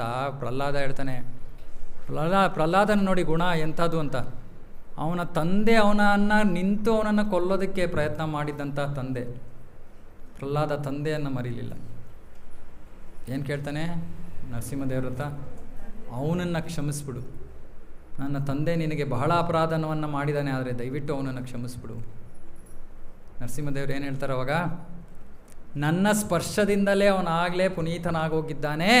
ಅವನು ಮಾತ್ರ ಅಲ್ಲ, 21 ತಲೆಮಾರುಗಳಲ್ಲಿ ಇದ್ದಿದ್ದಂತಹ ನಿನ್ನ ಎಲ್ಲ ಪೂರ್ವಜರು ಕೂಡ ಅವರಿಗೆ ಮೋಕ್ಷ ಸಿಕ್ಕಾಯಿತು. 21 ಅಂದರೆ ಏನು? ನಾವಿವಾಗ ಶ್ರಾದ್ದ ಕ್ರಿಯೆ ಅದು ಇದು ಇದ್ದರೆ ನಾವು ಎಷ್ಟು ಪೂರ್ವಜರ ತನಕ ಹೋಗ್ತೀವಿ? 3. ಇದರಲ್ಲಿ ಶಾಸ್ತ್ರದಲ್ಲಿ ಹೇಳ್ತಾರೆ, ಓಕೆ 7 ತನಕ ಹಂಗೂ ಹಿಂಗೂ ಕಷ್ಟಪಟ್ಕೊಂಡು 7 ತನಕ ಹೋಗ್ಬೋದು ಅಂತ. 7ಕ್ಕಿಂತ ಹಿಂದೆ ಹೋಗೋಕ್ಕಾಗಲ್ಲ. ಅಂದರೆ ಏನರ್ಥ? ಈ ಜನ್ಮದಲ್ಲಿ 7 ಪೂರ್ವಜರು, ಹಿಂದಿನ ಜನ್ಮದಲ್ಲಿ ವಸುಶರ್ಮನ ಮಗನಾಗಿ ಜನ್ಮ ಪಡೆದಿದ್ದಂಥ ಆ ಮನೆಯಲ್ಲಿ 7 ತಲೆಮಾರುಗಳು, ಮತ್ತು ಅದರ ಹಿಂದಿನ ಜನ್ಮ. ಅಂದರೆ ಒಬ್ಬ ಜೀವಿ ಭಗವಂತನ ಶುದ್ಧ ಭಕ್ತನಾದರೆ ಅವನ ತಂದೆ ತಾಯಿಂದರು ಮತ್ತು ಹಿಂದಿನ 6 ತಲೆಮಾರು, ಹಿಂದಿನ ಜನ್ಮದಲ್ಲಿ 7 ತಲೆಮಾರುಗಳು, ಅದರ ಹಿಂದಿನ ಜನ್ಮ, ಟೋಟಲಿ 21 ಜನರೇಷನ್ಸ್ ಉದ್ಧಾರ ಆಗೋಗ್ತಾರೆ. ಆದರೂ ಕೂಡ ಮನೆಗಳಲ್ಲಿ ತಂದೆ ತಾಯಿಂದರು ಮಕ್ಕಳು ಭಕ್ತಿ ಮಾಡ್ತೀವಿ ಅಂದರೆ ತುಂಬ ಕಷ್ಟ ಕೊಡ್ತಾರೆ. ಅವ್ರಿಗೆ ಇದೊಂದೇ ಹೇಳೋದು ನಾವು, ಫ್ರೀಯಾಗಿ ಉದ್ಧಾರ ಆಗ್ತೀರ. ನೀವೇನು ಒಂದು ಪೈಸಾ ಏನೂ ಮಾಡಬೇಡಿ, ಸುಮ್ಮನೆ ನಿಮ್ಮ ಮಕ್ಕಳಿಗೆ ಭಕ್ತಿಯನ್ನು ಮಾಡೋಕ್ಕೆ ಬಿಟ್ಬಿಡಿ, ನೀವು ವೈಕುಂಠಕ್ಕೆ ಹೋಗ್ತೀರ. ಅದಕ್ಕೆ ತಂದೆ ತಾಯಿಂದ್ರೆಲ್ಲ ನಾವು ಕೇಳ್ಕೊತೀವಿ, ದಯವಿಟ್ಟು ತೊಂದರೆ ಕೊಡಬೇಡಿ. ಮಕ್ಕಳು ಮನೆಯಲ್ಲಿ ಯಾರಾದರೂ ಭಕ್ತಿ ಮಾಡ್ತಾ ಇರೋ ಅವ್ರಿಗೆ ತೊಂದರೆ ಕೊಡಬೇಡಿ. ಅವರಿಗೆ ನೀವು ತೊಂದರೆ ಕೊಡದೇ ಇರೋದ್ರಿಂದ ನಿಮಗೆ ಮುಕ್ತಿ ಸಿಗುತ್ತೆ. ಆದರೆ ನೀವು ತೊಂದರೆ ಕೊಟ್ಟರೆ ಹಿರಣ್ಯಕಶಿಪು ಪ್ರಕಟ ಆಗ್ತಾನೆ. ಯಾಕಂದರೆ ಹಿರಣ್ಯಕಶಿಪು ಪ್ರಕಟ ಆಗಿದ್ದೇ ಪ್ರಹ್ಲಾದನ ತಂದೆ ಅವನಿಗೆ ಭಕ್ತಿಯನ್ನು ಮಾಡೋಕ್ಕೆ ಬಿಡದೇ ಇದ್ದಿದ್ದು. ಹಾಗಾಗಿ ಎಲ್ಲರ ಮನೆಗಳಲ್ಲೂ ನಾವು ನೋಡ್ತೀವಿ ಚಿಕ್ಕ ಪುಟ್ಟ ಹಿರಣ್ಯಕಶಿಪುಗಳಿದ್ದಾರೆ. ಯಾರೋ ಪಾಪ ಬಹಳ ಉತ್ಸಾಹದಿಂದ ಭಕ್ತಿಯನ್ನು ಮಾಡ್ಕೊಂಡು ಹೋಗೋಕ್ಕೆ ಇಚ್ಛೆ ಪಡ್ತಾರೆ. ಒಂದೊಂದು ಮನೆಯಲ್ಲಿ ಪತಿ ಭಕ್ತಿಯನ್ನು ಮಾಡ್ತಾನೆ, ಪತ್ನಿ ಮಾಡೋಕ್ಕೆ ಬಿಡಲ್ಲ. ಅವ್ರ ಮನೆಯಲ್ಲಿ ಪತ್ನಿ ಮಾಡ್ತಾ ಇದ್ದಾಳೆ, ಪತಿ ಮಾಡೋಕ್ಕೆ ಬಿಡಲ್ಲ. ಪತ್ನಿ ಓಕೆ ಅಂದರೆ ಮಕ್ಳು ಕಿರಿಕಿರಿ ಮಾಡ್ತಾರೆ. ಇವರೆಲ್ಲ ಓಕೆ ಅಂದರೆ ತಂದೆ ತಾಯಿ ಇದ್ದಾರೆ, ಅತ್ತೆ ಮಾವ ಇದ್ದಾರೆ, ಸಂಬಂಧಿಕರಿದ್ದಾರೆ, ಅವರಿದ್ದಾರೆ, ಫ್ರೆಂಡ್ಸ್ ಇದ್ದಾರೆ. ಅಂತೂ ಎಲ್ಲರೂ ಸೇರಿಕೊಂಡು ಅವ್ರು ಮಾಡೋದೇನೋ ನಾವು ಭಕ್ತಿ ಮಾಡದೇ ಇರೋದೇ ಅವರ ಉದ್ದೇಶ. ಇವರೆಲ್ಲರೂ ಹಿರಣ್ಯಕಶಿಪುಗಳು. ಭಗವಂತ ನರಸಿಂಹದೇವರು ನಿಮ್ಮ ಜೀವನದಲ್ಲಿ ಈ ರೀತಿ ಏನಾದರೂ ಅಡೆತಡೆಗಳಿದ್ದರೆ ಅದನ್ನು ತೆಗೆದುಹಾಕಿ ನಿಮ್ಮ ಭಕ್ತಿಯ ಒಂದು ಜೀವನವನ್ನು ಬಹಳ ಸರಾಗವಾಗಿ ನಡ್ಕೊಂಡು ಹೋಗೋದಕ್ಕೆ ಅವರು ನಿಮಗೆ ಇವತ್ತು ಈ ವಿಶೇಷವಾದ ದಿನದಂದು ನಿಮಗೆ ವರವನ್ನು ನೀವು ಕೇಳ್ಕೊಬೋದು ಭಗವಂತನಲ್ಲಿ. ಈ ಒಂದು ಮುಖ್ಯವಾದ ವಿಷಯ, ಹಿರಣ್ಯಕಶಿಪು ನಾಶ ಆಗಿದ್ದಕ್ಕೆ ಕಾರಣ ಏನು?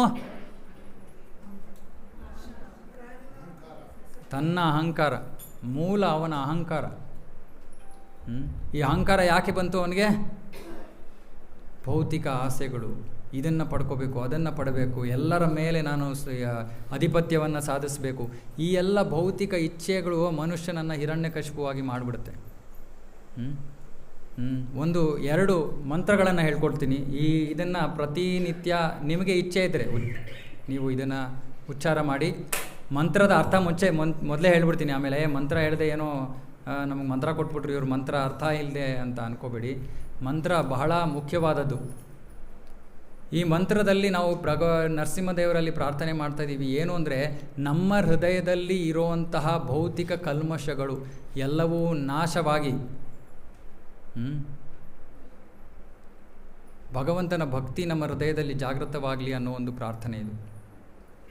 ಯಾರಿಗೆ ಭಗವಂತನ ಭಕ್ತಿ ಬೇಡವೋ, ಹೃದಯ ಕಲ್ಮಶದಿಂದನೇ ತುಂಬಿರಲಿ ಅಂತ ಯಾರಿಗೆ ಬೇಕೋ ಅವರು ಈ ಶ್ಲೋಕವನ್ನು ಹೇಳ್ಬಿಡಿ, ನಿಜ ಆಗ್ಬಿಡುತ್ತದು, ವರ್ಕ್ ಆಗುತ್ತೆ. ಆದರೆ ಯಾರಿಗೆ ತಮ್ಮ ಹೃದಯ ಸ್ವಚ್ಛವಾಗಿ ಭಗವಂತನ ಭಕ್ತಿ ಮಾಡಬೇಕು ಅನ್ನೋ ಇಚ್ಛೆ ಯಾರಿಗಿದೆಯೋ ದಯವಿಟ್ಟು ಈ ಮಂತ್ರವನ್ನು ಉಚ್ಚಾರ ಮಾಡಿ. ಆಮೇಲೆ ನಾನು ಗ್ರೂಪಲ್ಲಿ ಹಾಕ್ತೀನಿ ಇದನ್ನು. ಓಂ ನಮೋ ಭಗವತೆ ನರಸಿಂಹಾಯ, ನಮಸ್ತೇಜಸ್ತೇಜಸೇ, ಆವಿರ್ಭವ, ವಜ್ರನಖ, ವಜ್ರದಂಷ್ಟ್ರ, ಕರ್ಮಾಶಯಾನ್, ರಂಧಯ ರಂಧಯ, ತಮೋಗ್ರಸ, ಗ್ರಸ ಓಂ ಸ್ವಾಹ, ಅಭಯಂ ಅಭಯಂ, ಆತ್ಮನಿ ಭೂಯಿಷ್ಠ, ಓಂ ಶ್ರೌಂ. ಹೇಳ್ತಾ ಇದ್ದಾರೆ, ನನ್ನ ಹೃದಯದಲ್ಲಿರೋ ಕಲ್ಮಶಗಳನ್ನೆಲ್ಲ ನೀನು ನಾಶ ಮಾಡಿ, ಕರ್ಮಾಶಯನ್ ರಂಧಯ ನಾಶ ಮಾಡಿ ಈ ಭೌತಿಕ ಜಗತ್ತಿನಲ್ಲಿ ಅಭಯ ಜೀವನವನ್ನು ನಡೆಸೋದಕ್ಕೆ ನನಗೆ ಕೃಪೆಯನ್ನು ಕೊಡುವಂತ ನಾವು ನರಸಿಂಹದೇವರಲ್ಲಿ ಪ್ರತಿದಿನ ಮರಿದೆ. ನಾನು ಹೇಳಿದ್ನಲ್ಲ, ನಮ್ಮ ಹೃದಯದಲ್ಲಿರೋ ಕಲ್ಮಶಗಳು ಹೋಗಬೇಕು ಅಂದರೆ ಪ್ರತಿದಿನ ಮರಿದೆ ಇದನ್ನು ಉಚ್ಚಾರ ಮಾಡಿ. ಇದು ಒಂದು ಮಂತ್ರ. ಇನ್ನೊಂದು, ಯಾವುದಾದ್ರೂ ಭಯದ ಸನ್ನಿವೇಶ ಯಾವುದೇ ಸನ್ನಿವೇಶದಲ್ಲೂ ನಾವು ಹರೇ ಕೃಷ್ಣ ಮಹಾಮಂತ್ರ ಹೇಳಿದ್ರೆ ಸಾಕು. ಆದರೂ ಒಬ್ಬರೊಬ್ಬರು ಭಕ್ತರು ಈ ವಿಶೇಷವಾದ ಇನ್ನೊಂದು ಯಾವ್ದಾದ್ರು ನಾನು ಪ್ರಾರ್ಥನೆಯನ್ನು ಅರ್ಪಿಸಬೇಕು ಭಗವಂತನಿಗೆ ಅಂದರೆ ಭಯದ ಸನ್ನಿವೇಶದಲ್ಲಿ ಅಥವಾ ತುಂಬ ಅಪಾಯದ ಸನ್ನಿವೇಶಗಳಲ್ಲಿ ಈ ಒಂದು ಮಂತ್ರವನ್ನು ಉಚ್ಚಾರ ಮಾಡ್ಬೋದು. ಉಗ್ರಂ ವೀರಂ ಮಹಾವಿಷ್ಣುಂ ಜ್ವಲಂತಂ ಸರ್ವತೋಮುಖಂ ನೃಸಿಂಹಂ ಭೀಷಣಂ ಭದ್ರಂ ಮೃತ್ಯುರ್ಮೃತ್ಯುಂ ನಮಾಮ್ಯಹಂ. ಹೇಳ್ತಾರೆ ಉಗ್ರಂ ವೀರಂ, ಉಗ್ರ ಭಗವಂತನ ರೂಪ ಉಗ್ರ. ಎಷ್ಟೊಂದು ಜನ ಹೇಳ್ತಾರೆ, ಓ ನರಸಿಂಹದೇವರ ಫೋಟೋ ನಿಮ್ಮ ಮನೇಲಿ ಇಟ್ಕೋಬೇಡಿಯಪ್ಪ, ಅವನು ಉಗ್ರ ನರಸಿಂಹ ಎಲ್ಲ ನಾಶ ಮಾಡಿಬಿಡ್ತಾನೆ. ಹೌದಾ? ಯಾರನ್ನ ನಾಶ ಮಾಡಿದ್ದು? ನರಸಿಂಹದೇವರು ಪ್ರಹ್ಲಾದನನ್ನು ನಾಶ ಮಾಡಿದ್ರು, ಹಿರಣ್ಯಕಶಿಪು ನಾಶ ಮಾಡಿದ್ರು. ನಾವು ಹಿರಣ್ಯಕಶಿಪು ಆಗಿದರೆ ಖಂಡಿತ ಇಟ್ಕೋಬೇಡಿ ಮನೆಯಲ್ಲಿ. ಭಕ್ತರಾಗಿದ್ದರೆ ಯಾವ ಚಿಂತೆ ಇಲ್ಲದೆ ಯಾವ ಭಯವಿಲ್ಲದೆ ನರಸಿಂಹದೇವರನ್ನು ನಿಮ್ಮ ಮನೆಯಲ್ಲಿ ಇಟ್ಕೊಳ್ಳಿ.